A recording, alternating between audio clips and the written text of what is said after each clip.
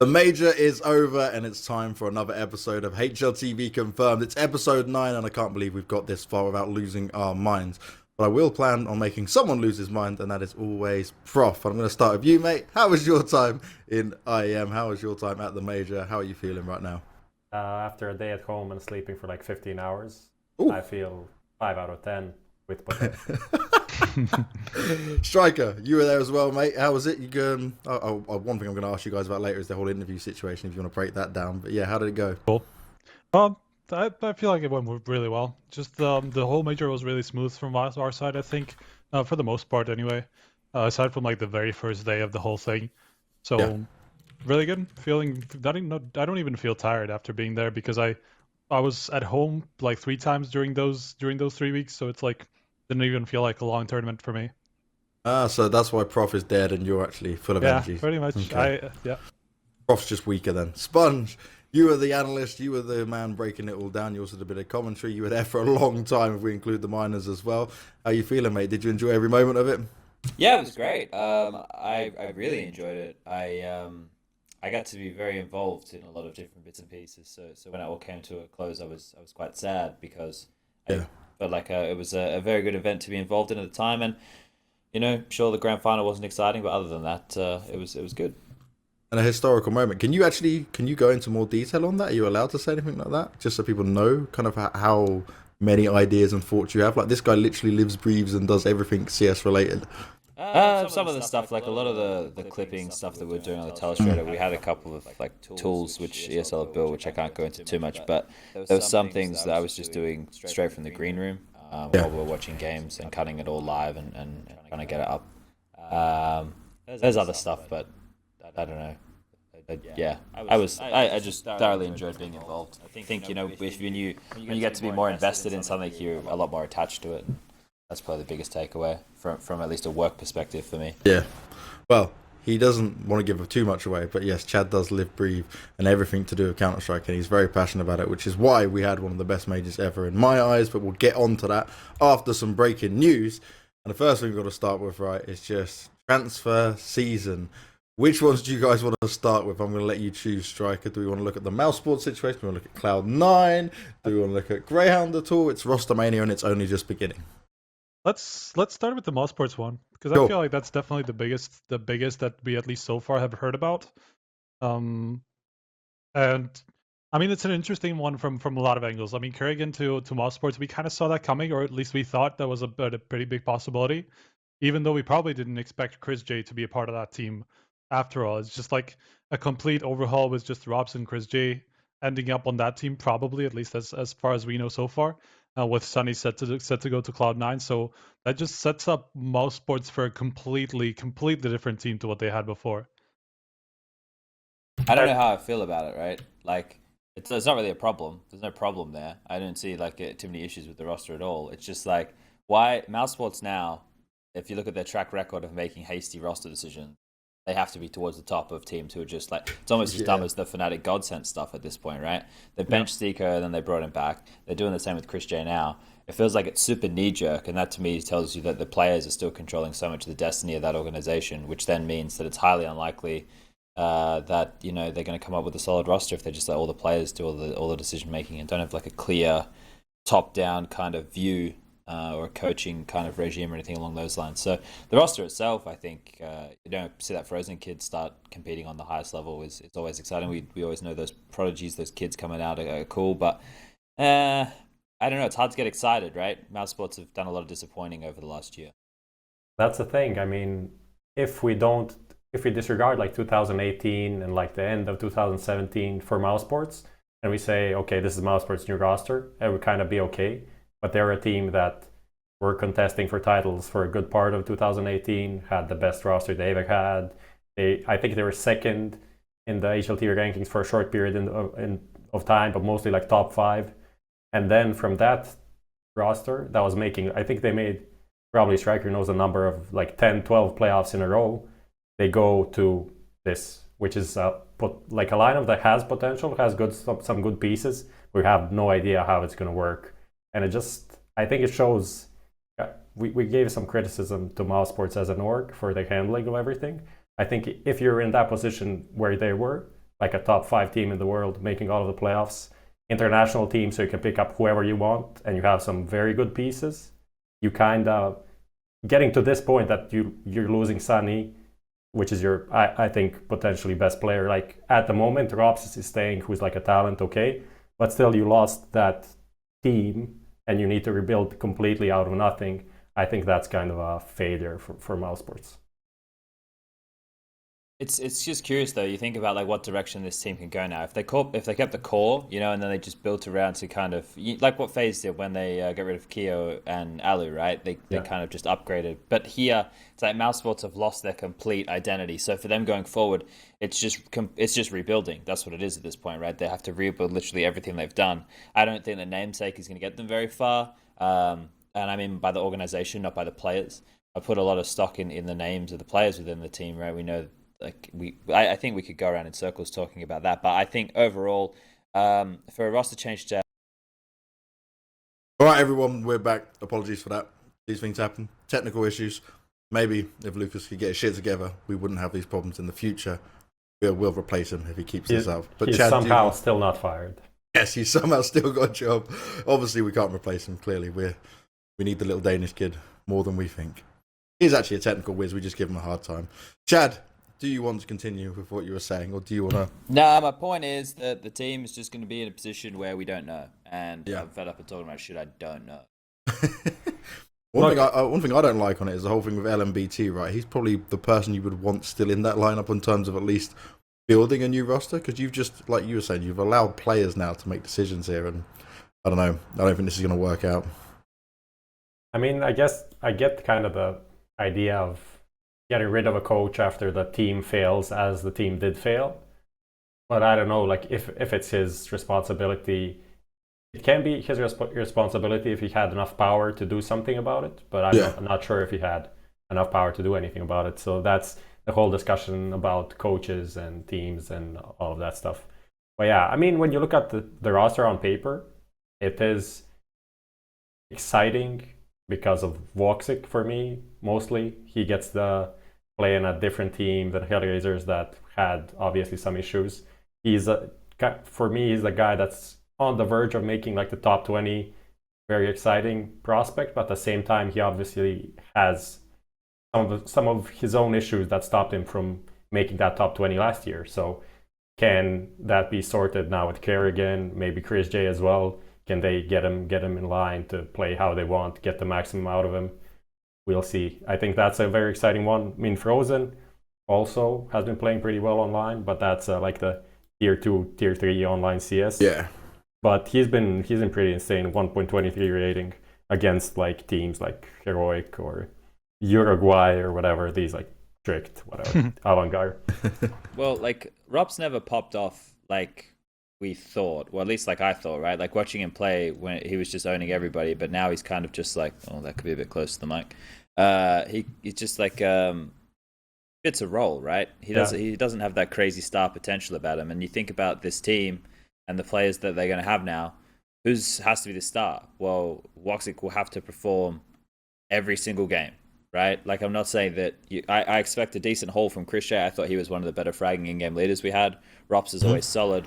Frozen is unproven at this level, and then Carrigan, right? So it has to be Woxic is the only one competing at this level who you'd be expecting to put up, 25, 30 kills to get them across the line. They're losing Sunny, who was meant to be that player. I guess you could say the same for Oscar in that regard. I still don't understand Sunny to Cloud9. No. I don't understand it. Doesn't make any sense. I'm surprised On the about it Woxic too, point, but I just feel like it was just such a whole team breakdown that it just had to somehow be a bigger change than just like one or two players. It's just like I feel like I don't know, like I obviously don't have any years in that team anymore, but it just felt like the whole team didn't really agree on what the course of action was going to be from now on. So it's just like everybody really wanted to go different directions. So that's why I feel like Sunny has that inclination to go towards Cloud9. Oh, we'll have I to don't wait know. and see. Like, I didn't like the whole idea of just Sunny going to Cloud9. Just seems like somewhere you'd go to kind of drop off more, right? Not compete at the same level he can. I don't think it's an improvement for him unless it's just monetary, which is just short-term sight. I mean, I'm pretty sure he thinks it is an improvement for him in terms of like competitiveness and potential for winning stuff, because I don't know, like why would he's not that deep in his career to go for a cash grab. So yeah, he is doing what he thinks is going to be like the best for him in terms of winning tournaments. I mean, we're just discussing this as potentials because none of this is confirmed yet, but we can discuss like why he's even close to getting there, right? So I don't know. I mean, Automatic is a great player, but the whole roster doesn't have that much potential. Kyoshima is okay, Rush is okay, Golden is like okay, but it's not a big difference then from the mousesports team that he has now. Like, could potentially be. I mean, it's definitely not an obvious step up. I mean, we can definitely say that because we're not sure how this Cloud9 roster is going to work once they finally get together. Because like so far, they've been having these roster issues for so long, and now it's probably the time where they finally stabilize a little bit when now that Golden came back and potentially with Sunny joining in.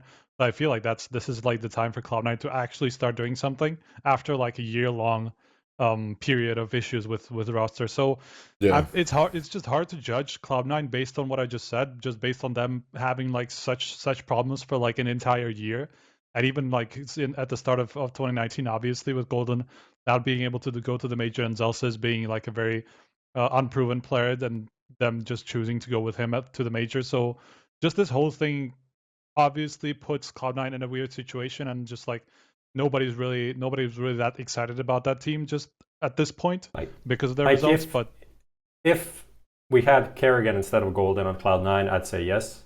Because but for me, I know a lot of people like Golden. I still think he's kind of an unproven quantity because his track records in teams like in Fnatic were like 2-3 months, and then Cloud9 a month and a half, and that's literally all he did in his relevant CS career. So I'm not really sold on him yet. If it was Kerrigan there, we kind of know what we can get from him. He can use these players. I think that would be something I would be sold on. But as it is now, I'm just like, that is the part that kind of makes me think like, whatever, you're taking a gamble that I don't see why you would take that gamble to like move to another continent, play for a different team. I think unfortunately Sunny's boat sailed, right, with ENCE going to the grand final. If ENCE didn't make it to the grand final, if they just played in the quarterfinal and they looked good, they put up a fight, they took Liquid to 3 maps, it was like, oh cool, ENCE, they're doing it, they're really doing it, and then they still lost. And then they were like, well, let's be honest, X7 wasn't playing well until the playoffs, which just doesn't make any sense anyway. I'm sure we're going to talk about this later, but anyway. So you get to the playoffs against the best teams in the world, and the guy's a fucking savant. Anyway, let's just assume that it goes the way that it probably should have gone. They play against Liquid, they take it at 3 maps, they lose, they're still happy because they made it to the top 8 of their first major ever. Sunny's not happy. Sunny gives Natu a bit of a jab in the side and says, listen, mate, I want to come home. He goes, all right, well, this cunt here fucking sucked in this tournament, so we'll get rid of him. Bang, Sunny's in. Now we're cooking with gas. Unfortunately for Sunny, that Finnish dream is probably a couple of disappointing tournaments from being a reality, and depending on how much of a lockdown that Cloud9 contract's going to be, then that boat may be sailing a very, very, very long way away. But I was thinking, right, I know there's all these roster changes right now and stuff. I was thinking of roster changes that probably would never happen in a million years, but would be really, really good. And these 3 were the first ones that came to my mind. Vitality, get rid of Alex and get rid of RPK. And get Keo, who I think played an extremely solid style of CS, also can be a playmaker if it's not working in Vitality, if they're trying to do the fundamentals and Apex isn't able to get an entry kill and Zywo's not able to kill 3 people with an AWP. I feel like Keo can get something done. And get rid of RPK and you add in Devaduvek. I think that would be a pretty sick team. You make those additions. I know I'm just going on a tangent right now, but I was thinking about these things. NIP/Fnatic, right? They said Almanek and Devaduvek? Devaduvek and... Apparently Almanek, he's like socially really weird. I was talking to some people, apparently like he doesn't really fit within dynamics of teams, but Devaduvek is meant to be pretty solid. So, only one roster change? Keo and Devaduvek. Alex and RPK. Never mind. Because I think we disintegrate... Here's one thing. I think we disintegrate Cloud9 because all those pieces I think I can use somewhere else, right? If I was getting to pick and choose. So then with those other pieces, I would build this roster. Now, this is assuming that Olaf doesn't play in FaZe anymore. So we're living in a world that doesn't exist, but this would be the roster. Crims, Olaf, Twist, Brolan, and Golden, right? That'd be the team. You get them as a fucking team. Now we're talking. Now you fucking win in tournaments. Now Sweden's back towards the top. And then NRG, hope Cloud9, like I said, Disintegrate doesn't exist. Taric, Breezy, Automatic, Wardell, and Ethan. I've just fucking nailed it. We got 3 teams who are killing, who are actually decent. Someone make it happen. The thing that was just like removing DAPS, right? From No, NRG. he said automatic as well. I mean, You get rid of DAPS and you get rid of DAPS and Cirque. Yeah, and get Wardell, right? And you get Wardell and automatic. Yeah. I think that move with getting Taric, I think the next move they're going to be doing is removing DAPS. I think it's just going to happen because what else are they going to do? Except like if they can get an offer. Potentially be Cirque just because he's still kind of inconsistent, unstable, a little bit up and down. So if they get an opportunity to get an offer, they're going to get an offer. Yeah. If not, the next thing they'll just gonna upgrade firepower and get someone instead of DAPS. I feel like that's gonna happen. That's just like the direction they're heading on. But whatever, long time from now. Look, just to touch back on the ENCE thing, right? You also have to consider that mouz probably don't have the smallest amount of in terms of a buyout. So I feel like ENCE as an organization that's fairly new and probably doesn't have that much investment in it is probably not going to be able to afford a player or to buy a player from an organization like mousesports.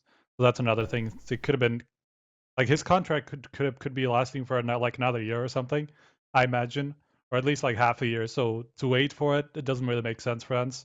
And then to buy him out would be probably too expensive. So even if they didn't reach the final, I feel like this move wouldn't have happened. I think I think Allo is smart enough to realize that if he could get Sunny, he would get him instantly. I think that just wasn't a possibility because of like mousesports buyouts, which are I don't know, historically big, large, whatever the fuck.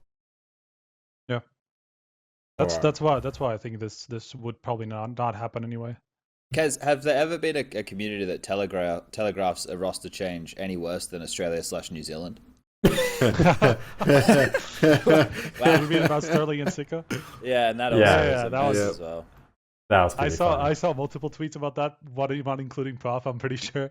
I thought it was yours, right? Yeah, it was a 2+2. Yeah. I googled 2+2 and there was a perfect image. It looked pretty stupid. It was like 2+2 equals question mark. It's also silly as well, right? Like unless Sterling doesn't really fit with the team personality-wise, he's not the next name that needs to go on that roster either. Like it either has to be Malta or Dick Stacey have to go. Right? And the problem here is Dick Stacey's a fan favorite. I think Dexter is the best in-game leader living in Australia right now. I think Urcast is the best player, even though he's not Australian. And then those two, like I didn't know anything about Sterling really, but he seemed like he made some bad decisions, but he also seemed like he made some pretty okay plays. So yeah, he looked when we saw him in the minors, he looked good, man. There's potential. So there's something obviously questioned there. Sico's always been the kind of guy who, 1 week he wants to go to a LAN and the next you never hear from him, right? So that's just a really interesting position that I think Grayhound have put themselves in. And then when you have like players like Alistair and ENCE and those kind of names hanging around and you're not looking to upgrade, I don't know. Maybe they don't want to get better. Maybe they're just happy, doing what they're doing. Yeah, I mean, obviously... What I was surprised by the move as well, but obviously they think that Sterling would need more time to improve than they have or they're willing to spend in him improving or like in whatever way, shape or form he needs to improve on. Because I think there are some tweets, also some stats that he's like one of the most passive, if not the most passive opper in like the whole major qualifier. So that's something you need to work on as an opper, and they wanted to pick up Sico, who is... They feel like it's going to be an instant upgrade. Will it be? I think my concerns are kind of down the lane. What you already mentioned, Sponge, is that he also had some lands where he didn't perform, like international lands. He played like 2 or 3, 4, and like half of them were pretty bad. So I'm not sure what's going on there. Will he be the guy that can really be an upgrade for this team, help them contest internationally? I'm not that sold on it, but we'll have to wait and see. But yeah, ENCE is definitely a player that I would pick up for like a Dick Stacy or a Malta or something like that. I think he's the obvious one. Do we miss any other roster changes, Banks? On my list. I mean, there was the whole Spirit thing. They You got tried the Chopper. Avangard Heroic one. thing. Yeah, that was standing in. Oh yeah, that's Basically, it's down with you guys if you want to spend any more time on it, because we're 25 minutes in, and I know we've got the whole major thing to do. Yeah. We've got the I basic mean, and stuff, so I don't want to sit too long on nothing rosters too that big. isn't like. I think the massive. Spirit change is pretty good. They got Chopper and they got iDisbalance, who's like an up and coming hopper. Yeah. Why not? That's pretty So nice. you know that kid. So let's just Who everyone quickly- thought was cheating. No. Let's have a real conversation for a second. So for the last 3 years of my life, I've participated in the ASUS Join the Republic Community Challenge, which, at least to me, is an idea to allow people who haven't played Counter-Strike before on a professional or semi-professional level get to experience that with a national-based thing, and a captain who is either a streamer or an influencer of some variety to show them the ropes, give them the basic understanding of Counter-Strike, and then let them fulfill this thing. This iDisbalance guy was playing in the fucking tournament. So was another guy who in the minors. And you know what else there fucking was? Isaac just gets players who are trialing for fucking Kingwin and shit. People are cheating out here, man. Next time, I'm just getting an entire roster from Australia, and I'm just fucking just do it. scumbagging the shit out of it. Just get cool Just get Grayhound. Grayhound. Fuck it. If these cunts aren't going to play by the rules, why should I? This is fucking nonsense. Anyway, back to the point. No tilt there at all, Sponge. Right? You weren't. This reminds me of the staff cups that we played like 3-4 years ago or something. There were like staff cups organized by the Virtus Pro, where it was just basically the rule was that no pro players were to play in that. And of course there were like Hooch and stuff like that, but Hooch at the time wasn't really playing too much. He ended up not playing it because like there was some outrage about him playing. But there were like other people like that were somewhere on those Like similar pros level. that retired 6 months ago, Yeah, like yeah, Pita exactly. playing for NIP or whatever. Yeah. That was SK, I think, stuff like back that. then. Oh, it was an IP at that time, but yeah, it was just like it reminded me of the same thing where we were a little bit mad about some players, definitely not being non-pros. Do we want to look at the DeadFox HellRaisers one as well? What do you guys think of that? I have no That seems in a idea. mess, I mean, that's one that we probably saw coming for some time, just because He's of been the fighting it process. off with them amazing Facebook posts. I will be a star player. Yeah, I mean the thing is like you have to look at the numbers when you look at that guy. Like sure, there are players who just will not have great numbers and will still contribute to the team well.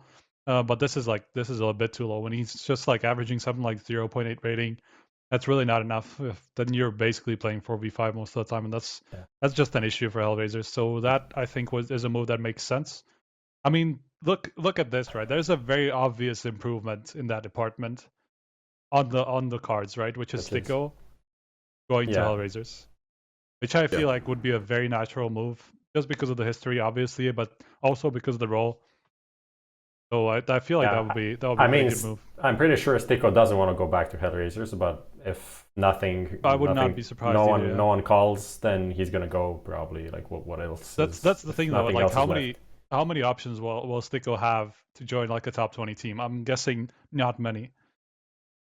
Yeah, it all depends like how everything works out. I think like he kind of got fucked by the whole last stint in Mouse Sports where he actually played okay, but they still decided to cut him because the team was shit. So like that was then he kind of got the rep like as he was bad again, even though he wasn't like mega impressive, but he wasn't cut worthy, I think. Like, but yeah, the whole thing about DeadFox just reminds me of the talk we had in Katowice. Is like, how can someone be like so good in clutches, like in a 1v2, 1v3, whatever? He can play really good, and then when he's normally playing in a 5v5, just look absolutely so bad, can't win a single duel. That's something that it's not even like a joke on DeadFox's expense. It's really, I'm really curious how that can like what is. Some people genuinely in sport perform under pressure. Honestly, like it's a like psychological thing that when there are more intense moments, they're better. Like it's like an ability unlock, so to speak. Must be. I mean, that is something that maybe 5-10 years ago down the line, when we have CS evolved so far that we have people doing like research and on very specific scenarios, we might maybe figure out. But at the moment, it's like. What can you do? Just do a roster change. Not just a heart rate monitor. Yeah. I got to ask one thing. I don't know if it was either of you two that did the interview with, I think it was Edward. But he obviously said, "Oh, no changes are coming for Na'Vi." Do we fucking believe that? The thing is, like, Striker asked me. I did an interview. Striker asked me, like, did he seem like he was serious or he was like lying? But then he realized, like, you can't really read Edward. He's like so stone faced all the time. Always looks mega worried about everything. Doesn't seem like it's like you ask him like, "How's the coffee?" He'll respond like the same way he responded to this question. When I interview him like live interviews, right? It's like fucking. He is dead inside, you know, like he's gone. I don't know if it's just because he's speaking English or whatever. I'm sure when he speaks Ukrainian, he's got energy or something. But like when he does it in English, fuck me, you're like, wow, there is not a lot going on here right now, is there? Like there is no emotion at all. But I also think part of it is like Navi's good control on media with the players, right? Because you always have their guy with them, the manager, not Kane, the coach, who's like approving shit and making sure that Eugene? they're gonna Eugene, that's the one, and he's really cool, right? But he's one of the guys that's always like he's with the players, making sure you can't ask this, you can't answer that. I've had him say it before to me, and it's like I get it, I understand it, but it's like I just think there's more to it than just no, because that interview just gave me a thought of like, nope, something's gonna happen, and you're just trying to hide it and keep things under wraps, which is fair play. That's probably what you should do. We don't like the leaks coming out, right? You just cut out. Yes. I'm just gonna add that Banks is dead. Yeah, I think Banks has just died. I think like the whole thing seemed like pretty genuine when I asked him. At this stage, you guys need to make a change. You just cut out for like a good 10-15 seconds, man. Back? Yeah, here we go. I'm just like, I just literally just shouted, "Fuck this fucking internet." So basically, what I'm saying is they need to make changes. Yeah. Also, the thing is, like, does he even know that there are changes coming? That's the thing. Like, if he's the one being cut, and it's literally where we asked him at the end of the major, he probably doesn't even know at this point. So that's also another thing to consider. Like, he might not have even been lying or like trying to cover something up. He just doesn't know. I read that interview, and I don't know. The whole thing is it could actually. There's two sides to this. It could have just been the biggest sandbagging storyline ever in the history of CS:GO. Like, I feel like that they definitely didn't manufacture that, but they could play it off like they did. And at that point, it doesn't even really matter if they did or if they didn't. They still made it to a position in the major. Let's be honest, they should have been in the grand final. Yep. They choked, whereas Liquid didn't perform. And they would have made back-to-back major grand finals, and they were looking better than I think I've ever seen them as a team. As a team, I think Na'Vi looked the best I've ever seen them. I agree. I think we can do the whole Na'Vi Liquid ENCE discussion when we go into the champion stage. Yeah. Now let's get over this GG.BET nonsense. Our lovely moment. So this is the betting segments that go between Striker and Prof, and they made big bets yesterday. There was an attempt for Striker last week. Striker had a chance to actually catch up. He'd been behind for so long. But I titled this Striker striking out as always, because you probably fucked up again. I can't even remember your bets. Look, the bet was the thing is the bet was very reasonable. We talked about it last time. Last week's bet was about the 4 quarterfinals, right? Bring it up, Lucas. Two Astralis. It's actually not. I don't think we have that. But last week's bet, my slip, is that going to be the graph? How it ended up? Oh, there we go. It's the best. That kind of explains everything, right? But to be fair, like I had a reasonable chance of going back up, actually making it over Prof with that last slip where I had Astralis to win against an IP, Liquid to win against ENCE. Which were obvious like heavy favorites. The second one didn't happen, right?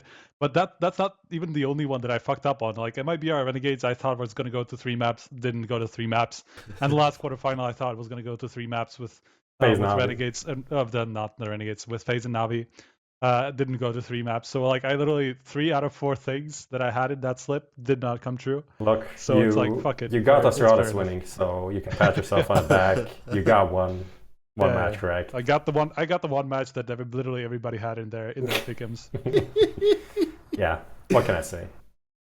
Yeah. It was easy for Prof. Easy for Prof indeed. You maybe shit at everything else in terms of your thoughts of best of 5 being the best way to go, and trying to troll me and say that ENCE are a fluke. I love how like people on, like pros on Twitter said best of threes are better, and now we just like flip the boats, and now I'm the guy just. But we arguing already for best of discussed multiple occasions that pros definitely do not know what is best for them. Because if they were deciding the formats, then we probably wouldn't have anything remotely competitive. So sometimes they can be right. Yeah, they also can make really egregious tweets and think that's the reason that Valve updates something. But you know. So anyway, what is the thing that the kind of consequence to Striker losing so heavily here? Prof, Well, what's he got to do? Striker's gonna eat some mega hot chili sauce with some chili wings. He's gonna do it on the show, right? We get to see this. The problem is, can we do that though? Why? That's not like live. Logistically, that might be a little bit hard. Do you have Uber Eats where you live? Yeah, order it. I don't have Uber Eats. Do you have Deliveroo, Fedora, Lieferando? Look, the one thing that I was lives in a 1,000 people village in was Czech actual Republic. peppers, which was like I have like a shop where they sell dried peppers, right? So I mean, you can just order a fucking bottle of sauce from the internet. It's gonna. Where come do in you like live? a I'll week or literally two, we'll send and then you you're some. gonna do it. I don't care. Look, if you set it up, if you tell me what to do, I'll do it. Fuck it. I'll just order it to your address, and that's There we go. That's saying 100 pull-ups, 100 push-ups, 100 backflips. I don't think Striker could do any of them. I don't even think Striker could do half of them push-ups. It'd be an attempt. Probably not. I'd like Probably to see not. it. Oh no, look, But he's not peak physical fitness. Yeah. No. Whoever knows like chili sauces, send like 3 different levels of like mildly but very hot, hot and like extremely hot, and I'll order all 3 and send it to Striker. Please tweet at me. There are people that know this. I don't know this because get the hottest. Okay, I'm gonna give you Nando's extra hot sauce because that will be fun. I just found this. It is a world traveler hot sauce collection, so you can try hot sauce from all over the world. Nice. Yeah, that's pretty fair enough. Let's bookmark that shit. But speaking of, we have to start over, right? And we need a new challenge. Yeah, new season, new challenge, starting from 500 again. You guys should bet how many teams are going to drop out before WESG starts next week. The problem is, fuck. That would be a good one. Yeah, we're coming on to that a little bit later. If there was a bet on that, like I would have a few candidates probably. GG.BET is actually missing out on a great opportunity to make money and have people having fun. Just betting on how many teams are going to pull out. So far, 3 or 4 teams, right? 3? Only 3. Yeah. I like some of the reasons they're given as well. Like the ENCE one, I even just commented on their tweet straight after. I'm like, why don't you just say you're not going because the seeding's fucking shit and this event's going to be trash. Like, come on. Please. We shall see about that. Look, the bets that we have for the new season of the Striker versus Prof GG.BET are actually from WSG. Let's see how I went for 7. How many of these teams are actually going to be I went for 7 matches because I'm presuming like 1 or 2 are going to be cancelled because, you know, someone is going to pull out. The problem is what happens. Look, if they do end up getting cancelled or whatever, somebody else pulls out, what the fuck do we do? Do we just restart? You know who this works even better? No, it just cancelled out that This bet. works even better for me because, like, well, actually, I have, never mind. Okay. I know where that was going. So let's just discuss that next show maybe or something. The next show should be fine. Next show should be fine. Let's go. Pull out the bets. Pull them out. Who's gonna start? Let's just yeah. Okay, that's me. Is that me? Okay. WSG, right? Like a lot of this, I was talking about the Fnatic one even like before we started. I was thinking about it because, like, obviously, based on what happened at the major, betting on Fnatic does not seem like a good idea. I kind of. And then he bets twice. Of course. And then we wonder why he lost. My reasoning is right.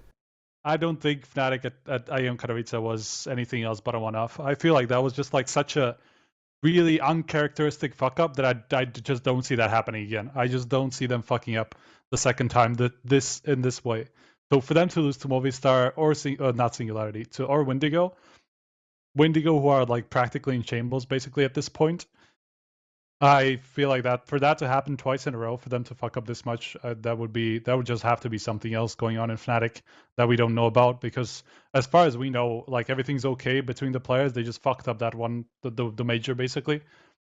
And obviously that's bad. But for that to happen for the second time, that would just be miraculous to me. So that's why I went with Fnatic over those 2 teams.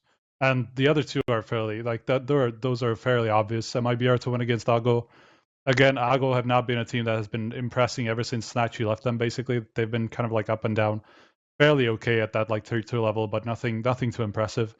A NIP Singularity, that's kind of a similar thing. NIP actually had a really good showing at the major, same as a MIBR, as opposed to what we were kind of expecting for them to kind of bomb out from the second stage. And Singularities is a team that barely even ever plays against any sort of competition like this. So those are my 4 bets. Look, I'm gonna call it. You're gonna fail the NIP Singularity one. Singularity gonna upset. Really? Just calling it right now. I also think depending on the conditions of the tournament, Movistar Riders could beat Fnatic, because Fnatic will tilt if like things aren't up to standard. That could be. Movistar Riders, for them, it's the Super Bowl. Fnatic actually did fairly well at both the Abu Dhabi tournament. That was horrible for the first 2 days. And the last day wasn't perfect either. And then the last year's WSG, they did like okay as well, managed to win. Oh, they won it. Yeah, I mean, but the group stage were the problematic. Oh yeah, they were somewhat up and down as well. But yeah, it's the thing is like going for all favorites in the first matches of a tournament like this is kind of. It's not their first match, neither of them. Oh, okay. None of them are first matches. That's the thing. I was looking. Actually, MIBR is the one that's. I mean, they only have one match because 2 teams. Yeah, ridiculous. Yeah, that's fair enough. Let's go. MIBR winning that whole tournament. Yeah, probably. Redemption for last year with Taco. It's like you should never. They should not have like that's basically like between them, and if we believe that what they did at the major is replicable. And what did you say? ENCE pulled out. ENCE pulled out. Oh yeah, they just pulled out. They pulled out yesterday. Yeah. I forgot. Like, how many teams pulled out now? I think it's 3. It's Kate23, the Kazakhstani with Adren. ENCE just pulled out. And MVP PK because they made roster changes. Yeah. Sure. So okay. That's it. Let's go on to mine. So I guess it's basically between MIBR, Fnatic, NIP, and like G2, basically. Those are like the 4 most prominent teams. Huh? Optic? Really? Why? Anyway, let's move on to props bets. Yeah. My bets are. Okay, I was just wondering how the you video is fucking kind of found delayed, 7. so I'll actually open them up here on Discord. Oh, okay. wow. God damn. So. Okay. I went for a lot of matches. This is a combo, right? This is a combo, 7 games. You're fucking ridiculous. The one thing when I bet this, Look, I didn't even know. If you fucking win this one, I'm gonna flip out. Yeah, just quit. Gotta quit. These are actually best of 2s, but you can only bet on the first map out of the best of 2. Yeah, I don't know why. I only realized that when I bet everything because I forgot it's best of 2. Whatever. I went for Optic against Valiance because Valiance isn't even playing with their roster. They're playing with a roster that actually never existed with Nexa and Impulse. So it's just and whoever. Wait, so and who's playing? who is their coach. Okay. So that's not. They shouldn't be favored against Optic, definitely, with like a mixed roster. True. Then I got 2 Chiefs games because they were playing like absolutely low tier teams. I got Panda, which are I literally had to go back and forth between HLTV because I couldn't remember like who these teams are. Panda is the CyberZen team that changed like orgs to Panda, so they're not Panda. And they're playing against the NA mix, so Canadian, whatever. G2 to be Singularity, whatever, okay. Furious against Frostfire. Frostfire just lost their best player to Boo Dreamscape, so why not? And Furious like okay South American team. And then 5 Power to beat the Hong Kong team. That's what I say. The Hong Kong team I have nothing on. So I love this. I absolutely love this. If you fucking go and win all 7 of these, I don't even know. It's over for you again. I put 20 euros in, so it's just. Yeah, I had 30. Yeah. The best thing about this is like some of these are questionable, right? But this is the lowest of the low because there's so many teams that can't play at their full rosters and shit. That this is fucking. Yeah. This is gonna be chaotic funny. Well, there's another one for us to look forward to later on.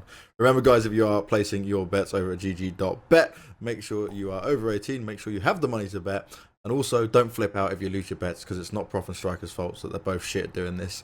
And it is a bit of fun. Yes, that needs to be said. If the last how many was it? Like 7, 8 episodes that we did bets for? Okay, so if the last 7 weeks been any indication, I'm pretty shit at betting. The good thing is, right, we've got the both sides of the coin, because we've got someone who's a crazy better and someone gets away with it in prof, which shows the crazy luck behind it. And then we've got someone that tries to go really smart and plays it like correctly, but you're just a failed fucking addicted gambler who's like keeps going back for more. I got a chance, guys. I can do it. Let me get my fucking fix. I'll make it all back with this one day. I just need to steal my grandma's jewelry, and it will all work out. Oh god. Yeah, that's so not me, but okay. I mean, it kind of was you in this game. Yeah, it was. It's like a metaphor. The last 2 or 3 weeks, you were one desperate motherfucker. Let's be honest. Like you were trying, but you failed, and now you've got to eat some chilies with spice or sauce or however it's going to work. But let's go on to what Chad's going to be happy that we get to. It is the champion stage, and Lucas, it's easy for who?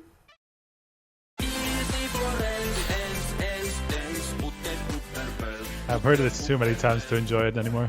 I don't even know what they're saying. So it's like, no one knows. To me, it's just a tune. They could be saying anything. They could be anyway. I get worried about shit like that. I don't understand many other languages other than English. Occasionally, I'll understand some German, some Halte Fresse, Alter. That's about it. But otherwise, who knows what they're saying in that song? But I guess that's the place we should start. It makes sense. So them getting to the grand final is testament to the hard work that they put in, the fact that they have been a well-regimented team, climbing slowly, making all the right steps, making the right adjustments, and adding to their playbook, adding to the database that they have of strategies. I like this build-up to the segment that's coming now. But I think we'll see in Brazil in 2 weeks' time that they're definitely not going to be able to maintain that level of Counter-Strike against the best teams in the world. This is a much better performance than like a NIP winning Oakland and Rez having a fantastic tournament. This is a team doing it as a unit. This is a team doing it as 5 members. This is a team all stepping up with their hat to adjusting, preparing, playing some fantastic Counter-Strike, playing with confidence, playing with resilience, all this stuff. But they've just gone from gradual step to a meteoric rise. Yeah. Like if they came to the quarters and they pushed Liquid, actually, they came to the quarters and they beat Liquid and then lost an RV, then they still exceeded expectations. Even like they did a fantastic job. But I can't see. Don't immediately now think that they're the world number 2, because I think that'd be a very naive view to think that they'd be the world number 2 immediately after having that kind of a result. I think that they are a good team, and I think that they're a top 10 team in the world. But I think that if you put too much stock in them performing to that level again and making to the grand final of the next event, you might be severely disappointed. Do I think they can make it to the semis? Do I think they make it to quarters? Do I think they're a contender for the future? Yes. Do I think that they fall into the same category as the 3 big names who I think can take it to Astralis this year, being Liquid, Na'Vi, and MIBR?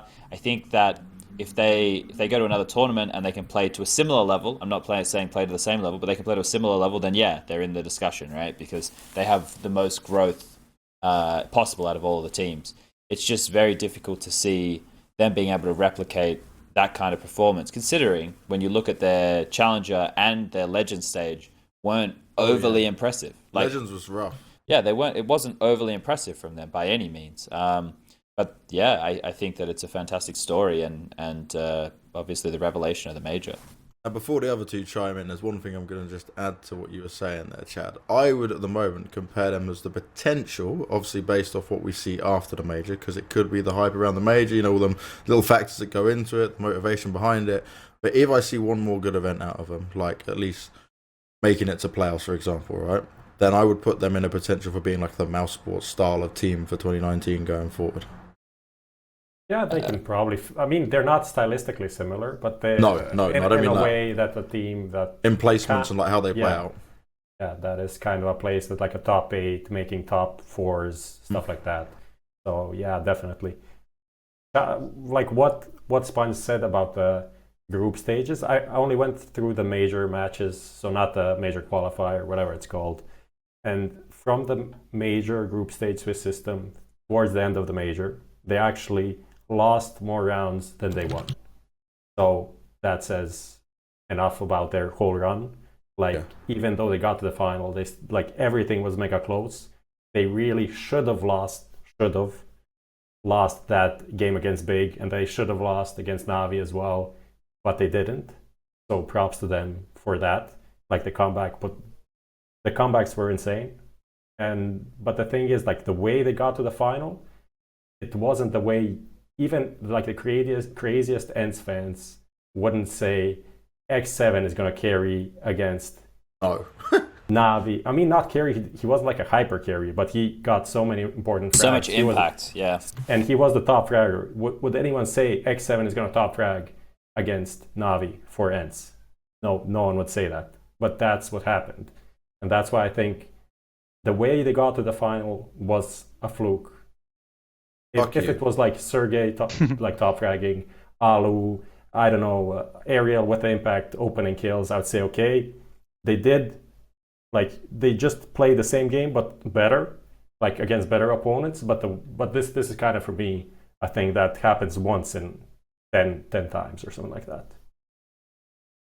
I think when you say a fluke, though, you're saying just the major run in particular, right? I'm not fluke. I mean fluke because it's unlikely to happen again this way that it happened. Yeah, I mean it's just like you're already just talking about it, right? Train against Big, they should have lost it. I think they were down 10-14.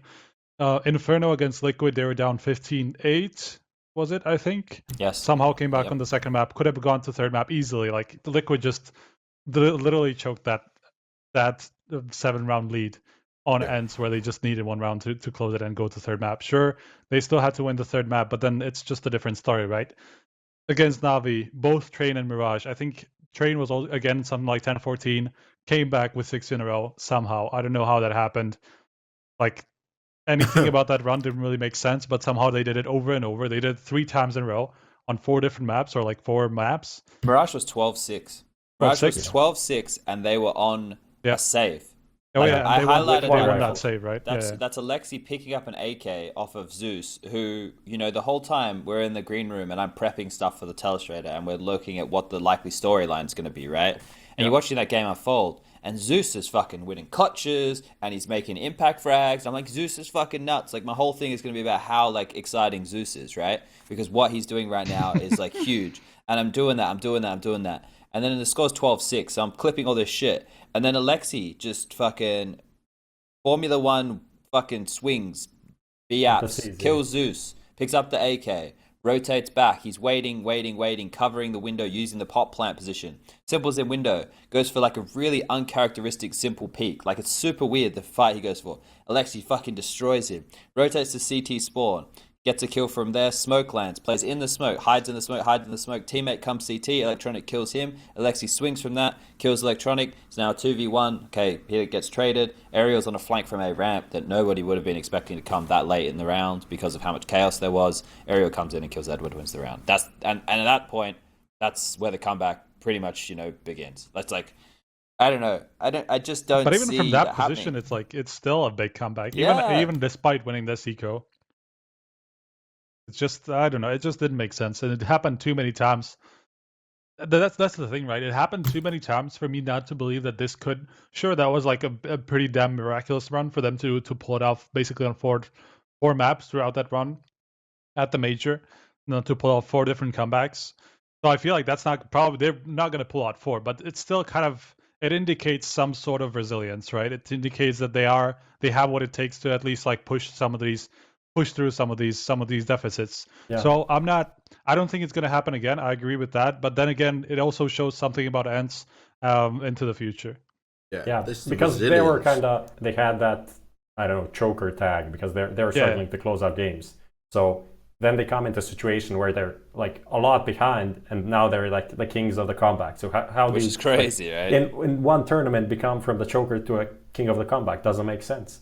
And that Mirage game as well. The CT side, Alu had like 3 kills. He couldn't connect, like an op shot looked like, not the CT or the T side, their first half, whatever it was. He finished with like 12 DPI. So yeah, it was awful. And your opper on Mirage can't be having such a game and allow you to win it in the end, but they still managed to win it. So all of these unlikely things had to happen for them to get there. Like, of course, it shows that they have something to fall back when everything goes wrong. But like no team... Like if Device on Astralis has 2 kills in a half, they're most likely going to lose it. But he doesn't have 2 kills in a half ever. So Which that's goes not against an issue. It goes against the entire story that we tell about ENCE, being fundamentally sound, because they weren't winning in ways that were fundamentally sound. Like you're saying, if your AWPer isn't getting any kills, normally when you see a team and they're doing everything right, they're not multi-fragging a lot, right? They're probably trading 1-for-1, they're getting bomb site control, and then maybe from there shit'll snowball. But they were playing, you could see how much looser they were playing, especially that grand final game. Go watch, there's a round on train, they'd have a double AWP setup. X7 gets a kill somewhere. I don't know where the fuck it was, but he's playing around Ivy. Watch him for the next 20 seconds of that round and ask yourself if you've ever seen another player jump around like that, so loosey-goosey, just fucking jumping everywhere, not even scoped in, not even ready for duels. Just, I don't know what the fuck he was hoping was going to happen in that round. Then I think eventually he jumps up on the train and pushes close team main and just gets killed. And I'm just sitting there going, like, they clearly know that they can't win this. Like, you wouldn't be playing like that otherwise. Why would you be doing stuff like that? Ariel kept going close pop dog and getting destroyed. I think there was 2 rounds, like he just went late peaks into pop. One of them was assisted by a flash and he died while the guy was blind, but there was multiple players there who weren't. And the other round he just walks in late and just dies. There was so many players there. Like, I'm not critiquing because they are inexperienced. This is why, like, it's just, that's another reason, right? MIBR or SK Luminosity, whichever name you want to go by. Those Brazilians, they have the tag of resilience because they've done it over a longer period of time. And they have a stable base of players that we look to and go, yeah, these are experienced guys. But this ENCE roster, the reason that it's such like a mind-blowing experience is because it is a bunch of kids who have just been, on the journey with Alu being the only player with any real experience in the team. And then they've come along and they've been able to do this and, beat the world number 2 and world number 3 in the world respectively. And that's what's so super impressive. Like, I don't think it's the same with the Cloud9 run. Like, people are going to say Cloud9 beating FaZe in that grand final. If you play that grand final 10 times, how many times do you think Cloud9 win it? Well, probably only once, right? You could say the same thing about ENCE in the Liquid versus Na'Vi game, but the fact that they did it back to back, it's like, what can you say about that?